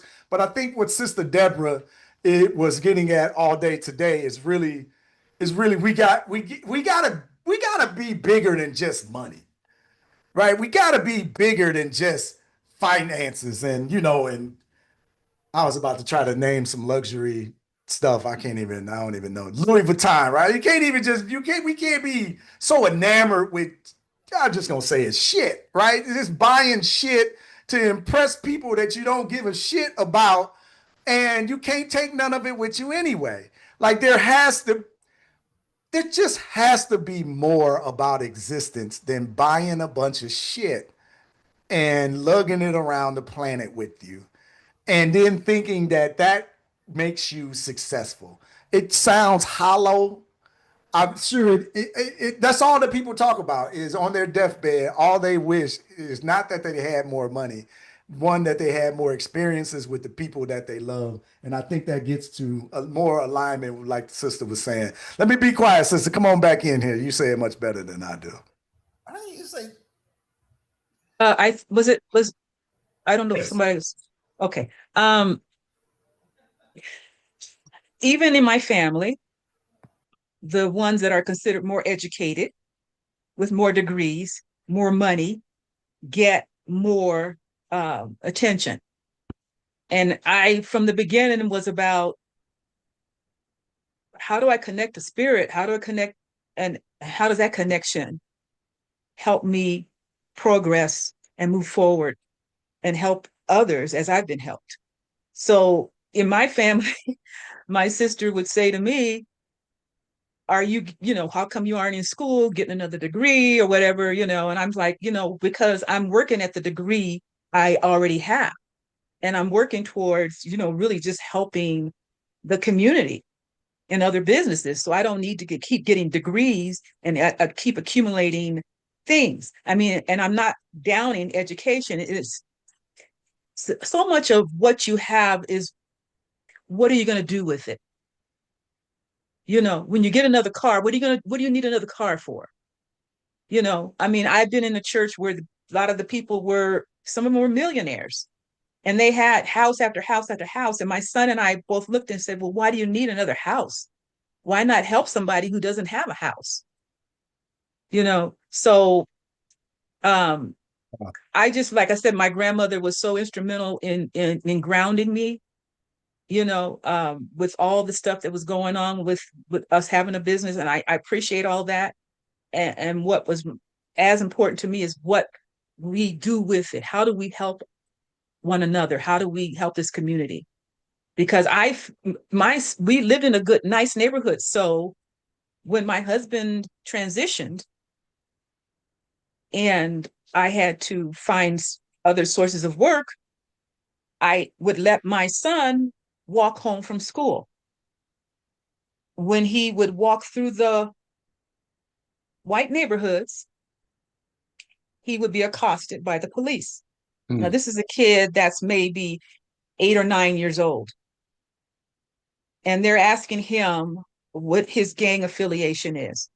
And they're throwing him to the ground, putting handcuffs on. I didn't find this out till later. I mean, when he told me, I'm like, okay, I'm going to have to let that go and find out what's going on here. But that traumatized him so much, even though I homeschooled him.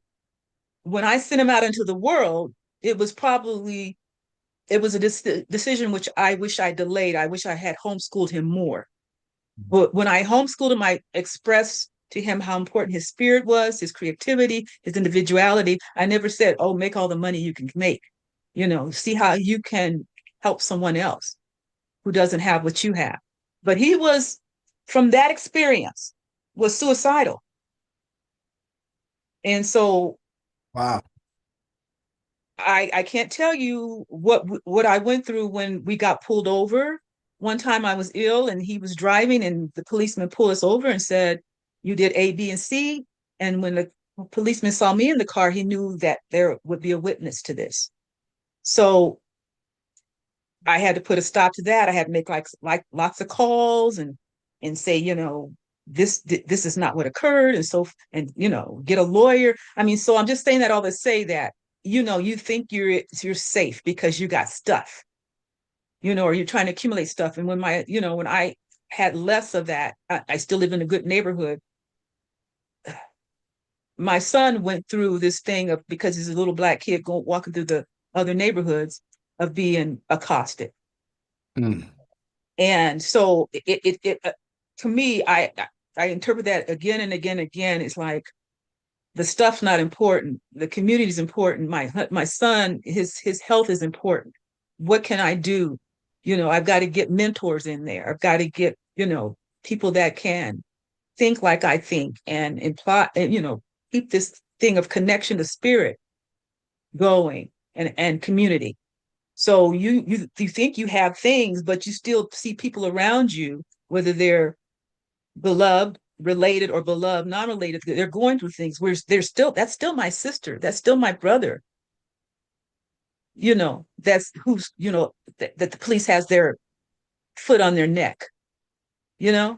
So that's just, I mean, I think it's, my sisters felt like, well, money's important. So we have a, difference there, so, and, the last thing I'll leave with is my mother came to me because I was a little girl that was always talking to God and always talking to my ancestors. And came to me and asked me, how do I pray? Because I see you doing all this stuff, and I'm like, well, mommy, that's a silly question to ask. I talk to God just like I talk to you. That it's very simple. So we have to just, constantly remind each other of what's important and constantly remind each other to remember who we really were and who we are out of that, who we were before slavery. Definitely. Definitely. Thank you, sister. I definitely appreciate you sharing today. And I want to thank Lisa for inviting me because she invited me to this. So thank you, Lisa. Hey, all right, all right. Definitely got to do a better job of when my speakers come up. Like, have you been here before? Who invited you? Right? Yeah, where are you watching from? All right. So next time, next month. Thank you, Lisa. Appreciate you. Thank Not you, only Lisa. participating, bringing excellent participators, right? Brother Lou, come on into the discussion, good brother. My bad.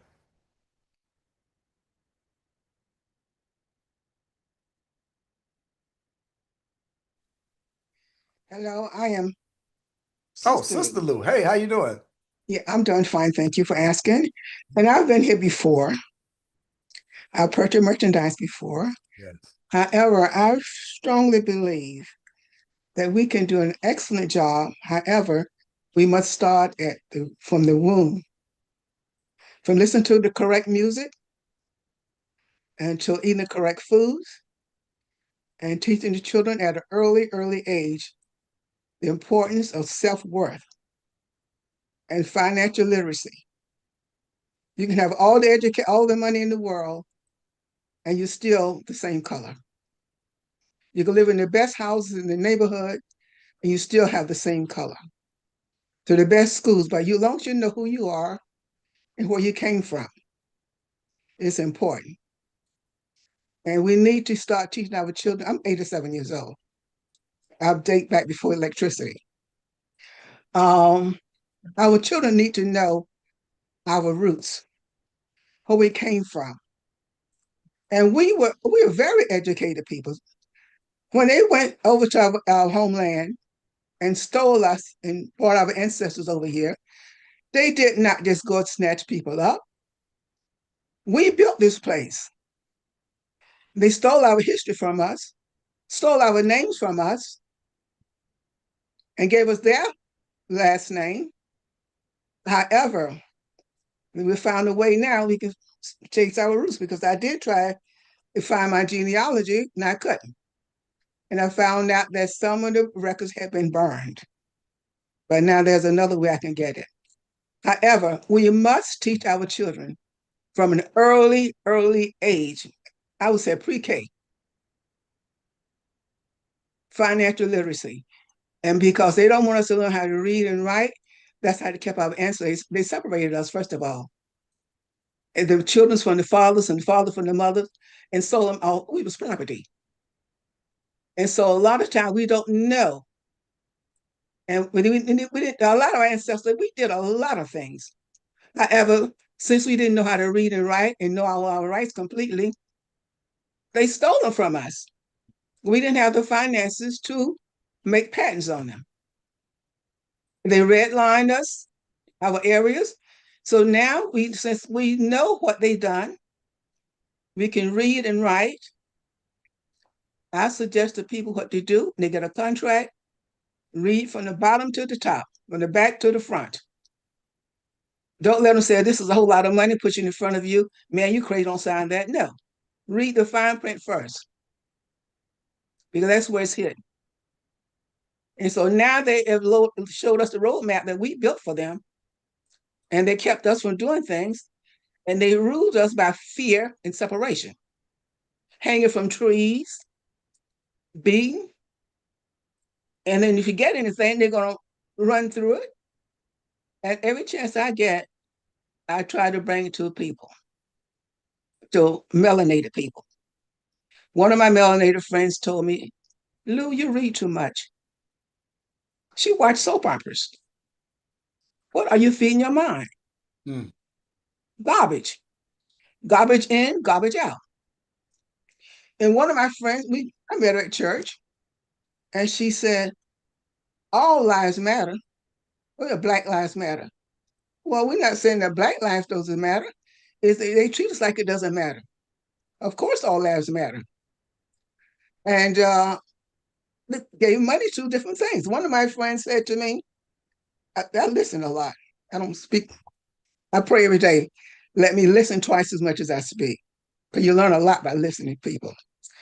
And we was driving through. We go out for lunch on birthdays. And we saw a Confederate flag. And I said, they got a Confederate flag up there. And she said, oh, they're celebrating their heritage. Okay.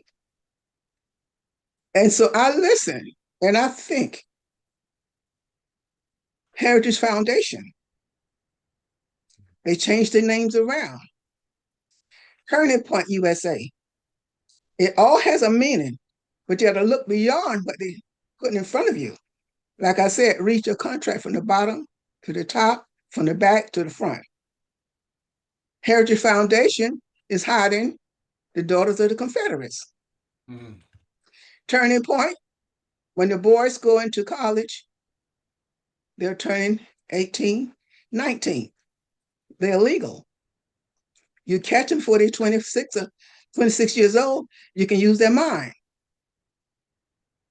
So you can teach them about the wife and all that. Everything was all pre-planned years ago. It's not no quick fix.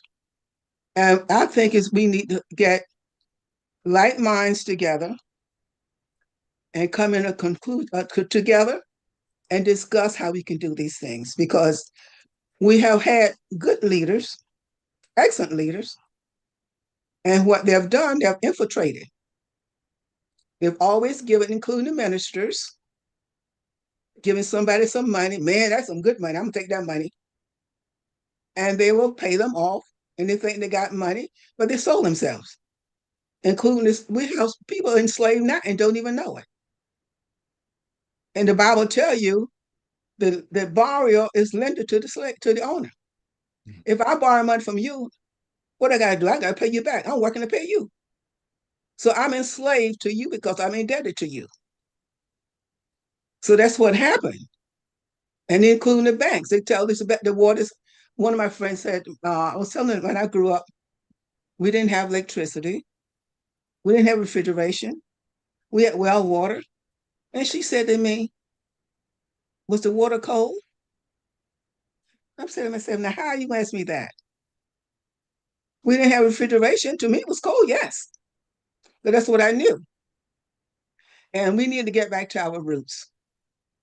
And now I was thinking about things that's in the Bible. Our young generation don't realize what they are losing. They've gotten very comfortable, walking around with Louis Vuitton, Gucci, and all these bags and things on their shoulders. I went to an airport last year for my niece's wedding, and a brother drove me to the airport, and we went together. And I said to him in the airport, I said, what do you see? Look what kind of leather bags they're carrying, the luggage and the shoulder bag. All the melanated women had on Louis Vuitton luggage and shoulder bags. The non-melanated didn't have any designers on. And they think that make them rich. But it doesn't. They're telling you that stuff so you can keep them up. The minimum wage, I live in North Carolina.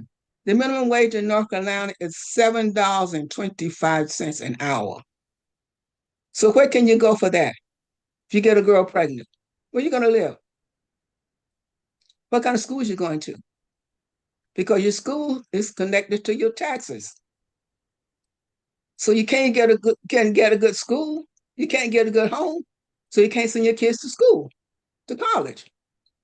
And then the ones that did put their pennies together and send their kids away to college, now you want to get rid of all the school, all the loans. You don't want them to have the loans to go to school anymore.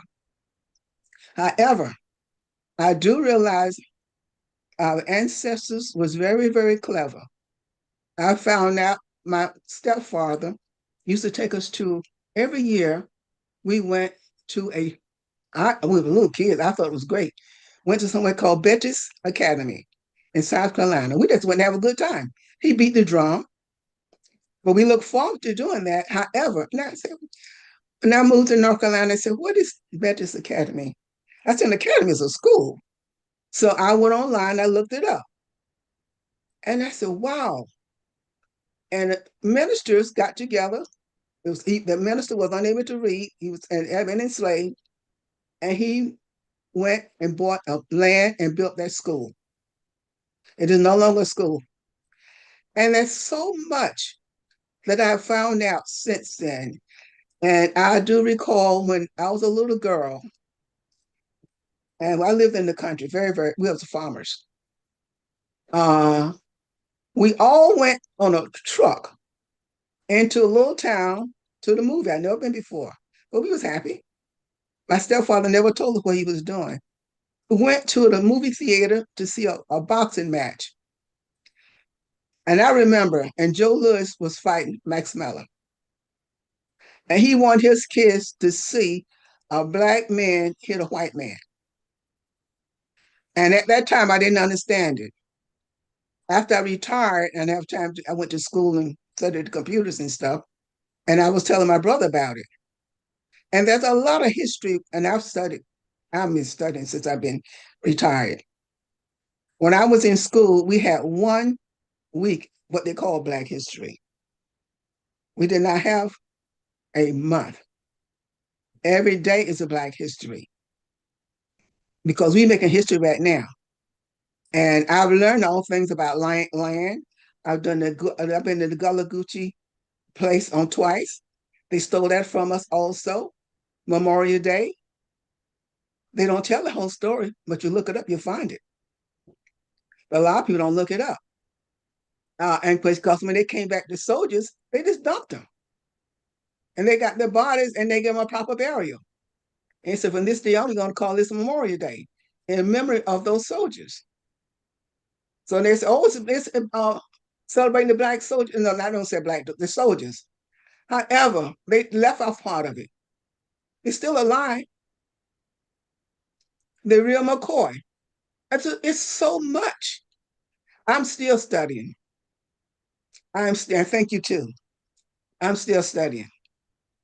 And I think you need to start from all the way up, and about land too. I told my son about this. When you're buying land, make sure you put in that land, make sure that land is the correct land, which you're going to put on it. Make sure it's not landlocked, because they'll sell you some land in the middle somewhere. Everybody's got it all around there. You can't do nothing with it. You can't even walk on it. You're trespassing. So that's important to know where your land is, can grow the stuff you want to grow on it, have you access to the land and all that, and the drainage and the infrastructure. So it's very important that we must teach financial literacy from the womb up. All this rock and roll, this boom, boom, boom stuff the kids listen to, that's why they got attention deficit. They listen to it in the womb and it affects the kids. So it's important that people like mine somehow get together and make a discussion and pool our finances together, purchase land, got to be like-minded, and teach them to take care of the property. And then we can rule. And they cannot come through with no road. Put in there, you cannot come through with no roads, no highways in their infrastructure, and tear our land apart. That's what they did. In Wilmington, North Carolina, that's what they did there. They had control of the land. However, the non-melanated people, they trusted. They act like they're your friend. Mm-hmm. We had that something recently, like July. Mm-hmm. And they was their friend, they believed them. And they ambushed them. They ambushed them and took the land from them, took the beach from them. They're a beautiful beach. Because all of a sudden now I want to go to that beach because we couldn't go before. This the ice water's cold, you see. I went to the beachfront and everything now. So now they have property, beach property there, and you know what they're going to do, right? They're going to take their property and build homes on it and charge a fortune. And the same thing with the Gullah people. When they was on their island, they wasn't paying taxes because we was used to borrowing each other. When I was a little girl growing up, if your neighbor had something and you didn't have something, you shared. When we did eat pork. When we killed hog in the fall of the year, everybody came in. The men killed it and took the hair off, and all the women got around the tables. They was grounding and cutting up and boiling and all that. And we didn't grow it, we didn't eat it. And we didn't starve. And walked to school. I went to school in a one-room schoolhouse with 4 classes in one room. One of my friends said, well, how did the kids pay attention? Because we respect our teachers and respect our elders. And each kid had a blackboard on that wall, and the teacher, we had tables. There was the same dining room also with the classroom. And we listened to the teacher and with no confusion. And so that's what we need to get back to. Get together and get our like minds together with the same ideas and do a we. Because another thing, they steal those ball players and they're enslaved. Anytime you can be sold, you are enslaved to the highest bidder. That's all I'm going to say. Thank you for listening to me. Thank you for sharing, sister. We definitely enjoyed. They loving you in the comments on YouTube, everywhere. So we definitely appreciate it.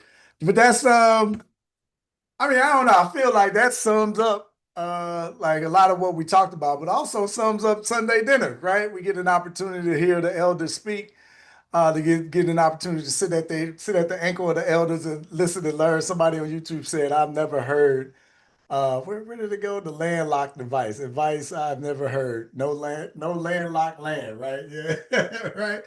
I love it. But no, village love, like she hit it all, right? On things that we need to do.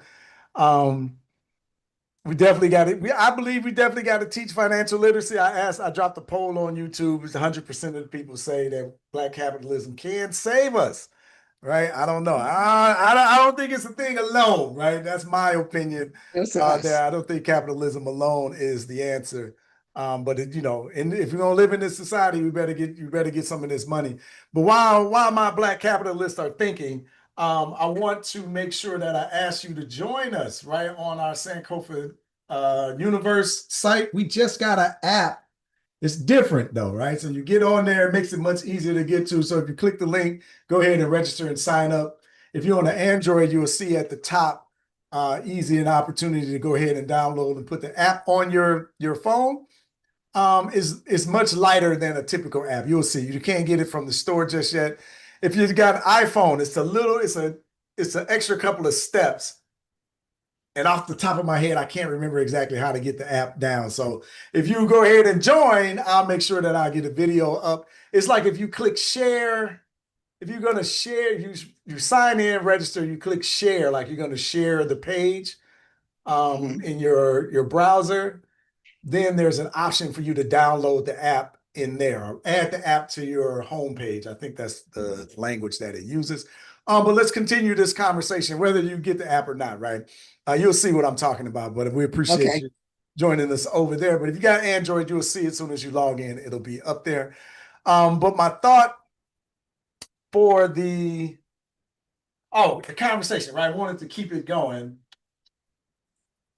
What would we build if we stopped waiting for permission, right?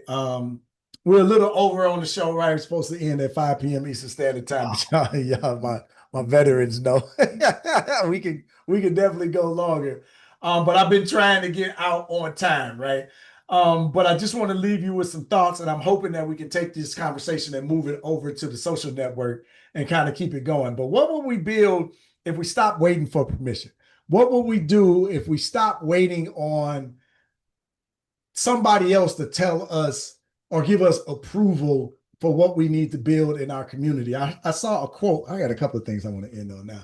I saw a quote that said, you already know what you need to do. You're just negotiating with comfort, right? Yes. And like that always hits me in my chest, because we know what we need to do, right? We just got to stop playing games and go ahead and make it happen. So that's a good conversation I want to have. But then the other one is, well, not the other, but like a prompt for that is, Black capitalism can only save us if we use it to build ...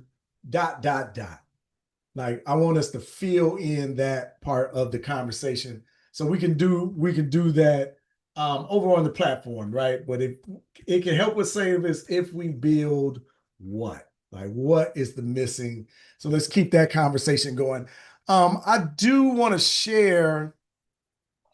I just want to share this book. I don't know. I was trying to figure out how I'm gonna like work this in. There's no cute way to work it in, y'all. So I'm just gonna bluntly say, hey man, I've been reading this, or I just finished reading this, or listening to it. I do Audible sometimes.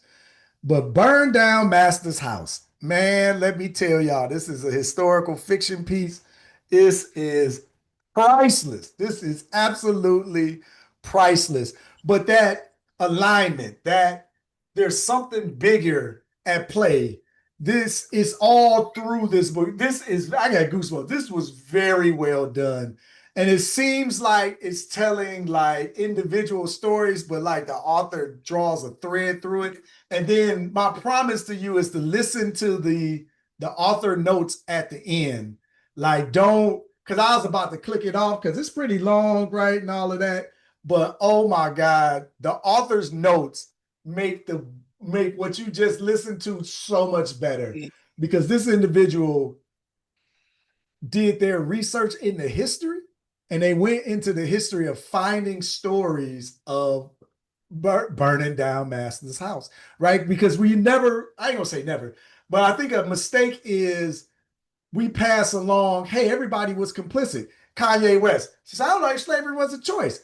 Well, nobody ever tells you about the people burning down the house, right? And they burned down the house physically, in a lot of different ways, right? So I don't want to like try to tell you the whole story, but my goodness, that was incredible. I thoroughly enjoyed that. And just wanted to make sure that I put it up there and recommend it. If y'all into historical fiction, I haven't really started going down this path. There's another one too I really enjoyed. I can't remember the name of it. I'll post it in the social network. I'm taking this down next too. Yeah, what else did I want to share with y'all? It was something else. But just some things that I was thinking about. Next week, next Sunday for Sankofa Sunday is our classroom, Sankofa Classroom. So we're going to open up the vault, and I'll just say we got Dr. Aiden. We got a Dr. Aiden lecture, class that he's teaching inside of Urban Intellectuals, teaching inside of our Sankofa Circle. So you'll be able to see what your membership gains you access to. And all our people who already have access, y'all know our teachers don't play inside of Urban Intellectuals. So you'll definitely have it'll be a good viewing experience from a historian, right? A real historian, right? I'm just passionate, right? I like to say I'm an enthusiast when it comes to this history game, but I have an opportunity to mingle with our historians and learn from them as well. But I just want to thank y'all for being here this Sunday, right? Coming to us on our Sunday dinner. Every fourth Sunday, we do this type of discussion, right? So the other Sundays, I got some engagement for y'all, but it's not quite as interactive. But Sunday dinner is the one where we come and open up your microphone and give you an opportunity to be heard, right? And I think that it's important because the community needs to hear, particularly from our elders. So I love that. And our youth, I love when our youth show up and engage us as well. But if this was your first time here, hopefully we didn't run you away, right? Hopefully you enjoyed the discussion and you like the ideal and the concept. And reminds you, I know you only get this virtual sweet potato pie. Who made the potato salad? But I know you only get this virtual sweet potato pie. But hopefully the dinner was filling today. The conversation was fruitful.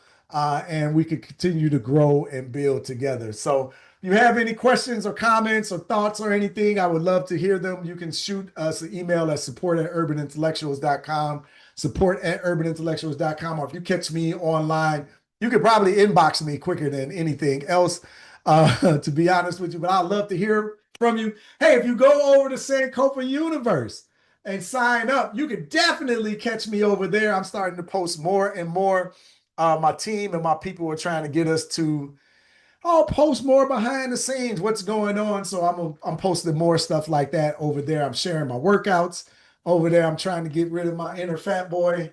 I've been enjoying myself, so just trying to get my health together and all that good stuff. So I'll be sharing more and more about that. I think that's another important conversation that we need to have, right? It's not just weight, right? But you know what my father always says, and I know next week I'm gonna try to get him on, see if he'll do a conversation with me next week.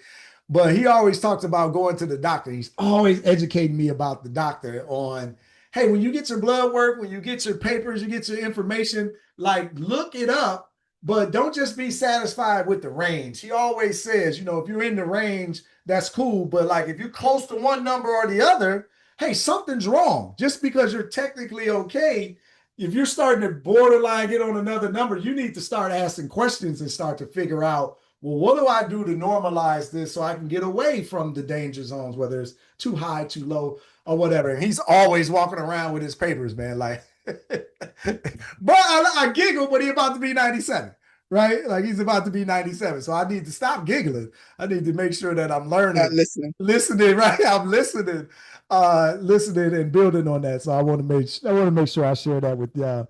I love to hear from this. Yeah. I'm gonna get him on. I know we gonna sit down. We got to catch up. I haven't talked to him in a while. So, and he's a busy man. So you know, at 97, he gets around. So I'm looking forward to seeing him in that. And so, and I'll say this, without saying too much. Check on y'all elders, right? Check on your elders in your family. Check on your people in general, right? Just check on your people, right? A lot of folks are going through stuff that are suffering in silence, right? And sometimes it just takes a phone call or text or something to reach out to them. You'd be surprised what folks got going on in their lives. So I just want to encourage you to be a little kinder, show a little more grace, show a little more love to the people that you know you love anyway, and get on the phone with them, man. You know, and sit around with them and be under their presence and listen to them and ask questions. You might just learn something too. So hopefully y'all enjoyed this. Thank you, YouTube, for being here. Thank you, everybody here on Zoom. Oh, Alicia, you got a question or a thought? No, I don't have a question, but I just want to say how important it is. My aunt was 103. She exercised all the way up to when she was 100, and then all of a sudden she had stopped. And then I was like, what's going on? You know, you usually do your walk or you doing your weights and everything. And she wasn't even in the position to even talk anymore. So I realized how important health is. All of my relatives have lived to their 90s or above. Nice. So, I mean, I'm in my late 60s, but everybody think I'm a kid. So I try to get them to understand health was very important. Eating the right foods, growing your vegetables. Don't go to the grocery store and go in the middle, stay on the outer aisles and get your nourishments. So that's very important. And going to the doctor. A lot of us do not like to go to the doctor, but at least get that checkup every year or get something done so where you can, build your body up and stay healthy as long as you can. I've been in fitness myself ever since I was in the military. I did 27 years in the military, and everybody couldn't believe I made 27 years.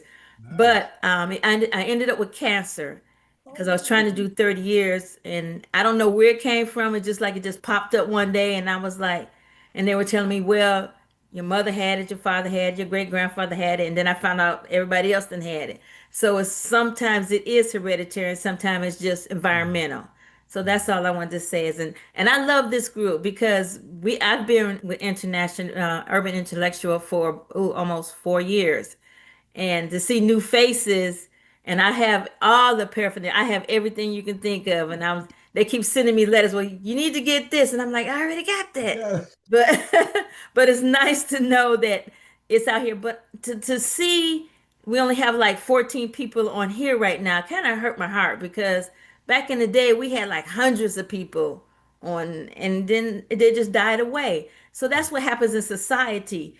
I don't know if we get tired or if we just don't feel like participating anymore. It's just something with individualism. Everybody just separates themselves. They just don't want to participate. But I think if we could get more people to understand the whole society and what we should be doing as a nation, as a people, we will get more better because we'll everybody get more educated.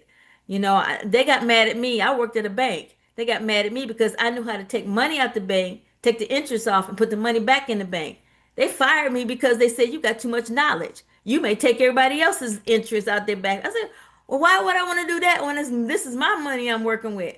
He Yeah. said we can't afford to have that to happen. So I know what it's like when you very educated and the white people say, "Uh-oh, we scared of her." The military said it. Because I said, well, AR regulation AR 600-9 said blah blah blah blah. And they're like, oop, time to shut her mouth because she know too much. And she can know how to, as they call it, manipulate. I said, I've never manipulated anything. I do it to help people. I don't understand where their thinking is. And I tell them that. People get mad at me, and I'm going to say it like I said. I've confronted people who say white is not always right. I don't know where y'all got that from. And they would get mad at me because of that. But we need to know that we need to get together as a community. We need to stop being individualism. I've had businesses, I couldn't get my people to help me or buy my product, but when they get products, I buy theirs. And I'm like, well, why can't you reciprocate? I don't know. It just seems like that happen in the world. You'd be like, okay, I'm gonna stop helping everybody out. But that is not me. I So was I about to say, said, no, you ain't. no. I said, because I started food banks everywhere I go. I go to each grocery store. The things that there were getting ready to throw in the garbage, I would bring it and it says, hey, this is getting ready to spoil. This is 2 days before. Come and get it. Boom. And people would come and get it. So I started doing that and people would come around and come get their food. So I'm still doing it now at my church. So they're glad that I'm there because it's important. If you got food going to waste, why are you not giving it to people who need it right now? Why would you want to throw it away instead of not even investing? You were going to give it away or throw it away. So you don't want them digging in the garbage cans because you threw food away. You should be able to have it to where it's accessible to them and they can get what they want. So that's all I wanted to say. But I love it that so many new faces and people probably haven't been around in a while or spoke. But yes, I'm so glad that everyone that is here, and we have a plan, and the plan is to implement the plan and not let it go to waste. Yes, So, yes. Thank you, sister. I always appreciate you. thank you. Yeah, man, y'all keep thinking. All right, so first of all, we had some glitches with the email. So, all right, it should be more people here today. Next show, and we had 25 to 30 people on YouTube. So we kind of split the audience a little bit, just trying to test some stuff as we continue to grow. Something else you said. I think we got to do a health conversation, right? So I think that's good. So thank you for putting that on my radar.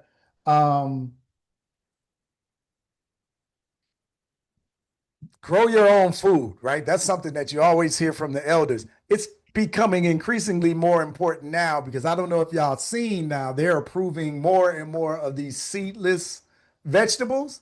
So none of your vegetables are gonna have seeds in them.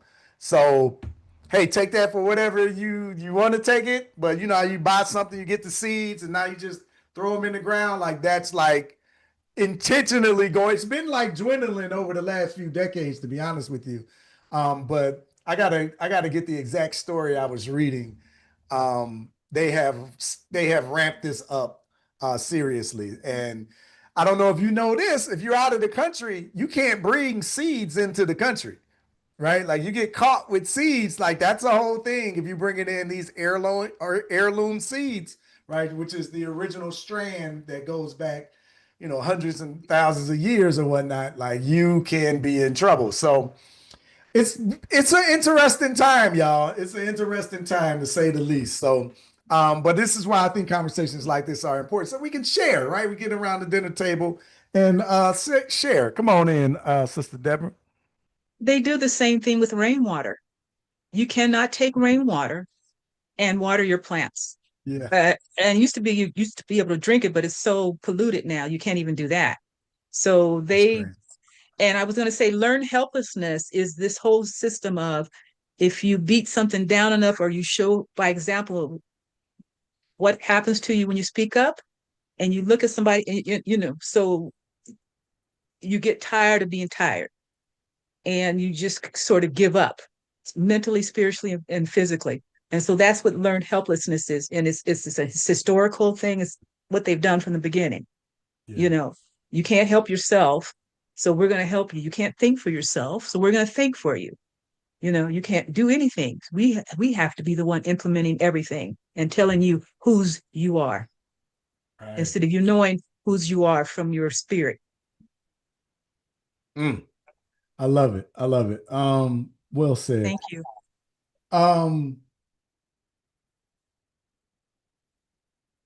It's like it was one more thought I had. All right, but I'm gonna let it go. I'm gonna let it go.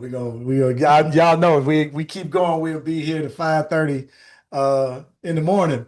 But it's just always fun to come together and have these discussions. So hopefully y'all enjoyed it today. We'll work on growing the community. Hey, everybody be like Lisa, bring a friend next Sunday dinner. Every fourth Sunday is where we do this, but every Sunday at 3 p.m. Eastern Standard Time on YouTube, we have a show for you. Hopefully y'all are enjoying those.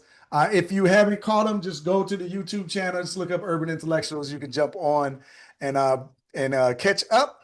But every Sunday, 3 p.m. Eastern Standard Time, we got content coming to the community. So, and please join the group, right? Join Urban Intellectual. If you like what we're doing, become a member, right? Don't just watch, join. Your membership support helps us continue to do the work that we are doing. We're in our membership drive for 300 people who believe in the mission of what Urban Intellectuals is doing. I want to ensure that we are able to continue to do this particular work. Why the number 300? Because that helps us cover our monthly bills, right? That is, if we can wake up in the month, in the first of the month, okay, wake up. All right, anyway, no, and have the bills covered. It takes a lot of pressure off of the business. It makes sure that everybody gets paid, working in the company, and we can continue doing the things that we do. So that's the first number. We'll continue to build and grow after that. So look forward to seeing y'all next week. Check out Sankofa Universe. Till next time, good people. It's been real. Love, peace, and power to the people. Thank you, everybody, for being here. I appreciate y'all. I need some outro music or something. I got to remember that. Good night, everybody. Hopefully you Good enjoy. night. Good night. Love everybody. Good night. Night, all. Blessings. Have a blessed Night. Thank you. Good night.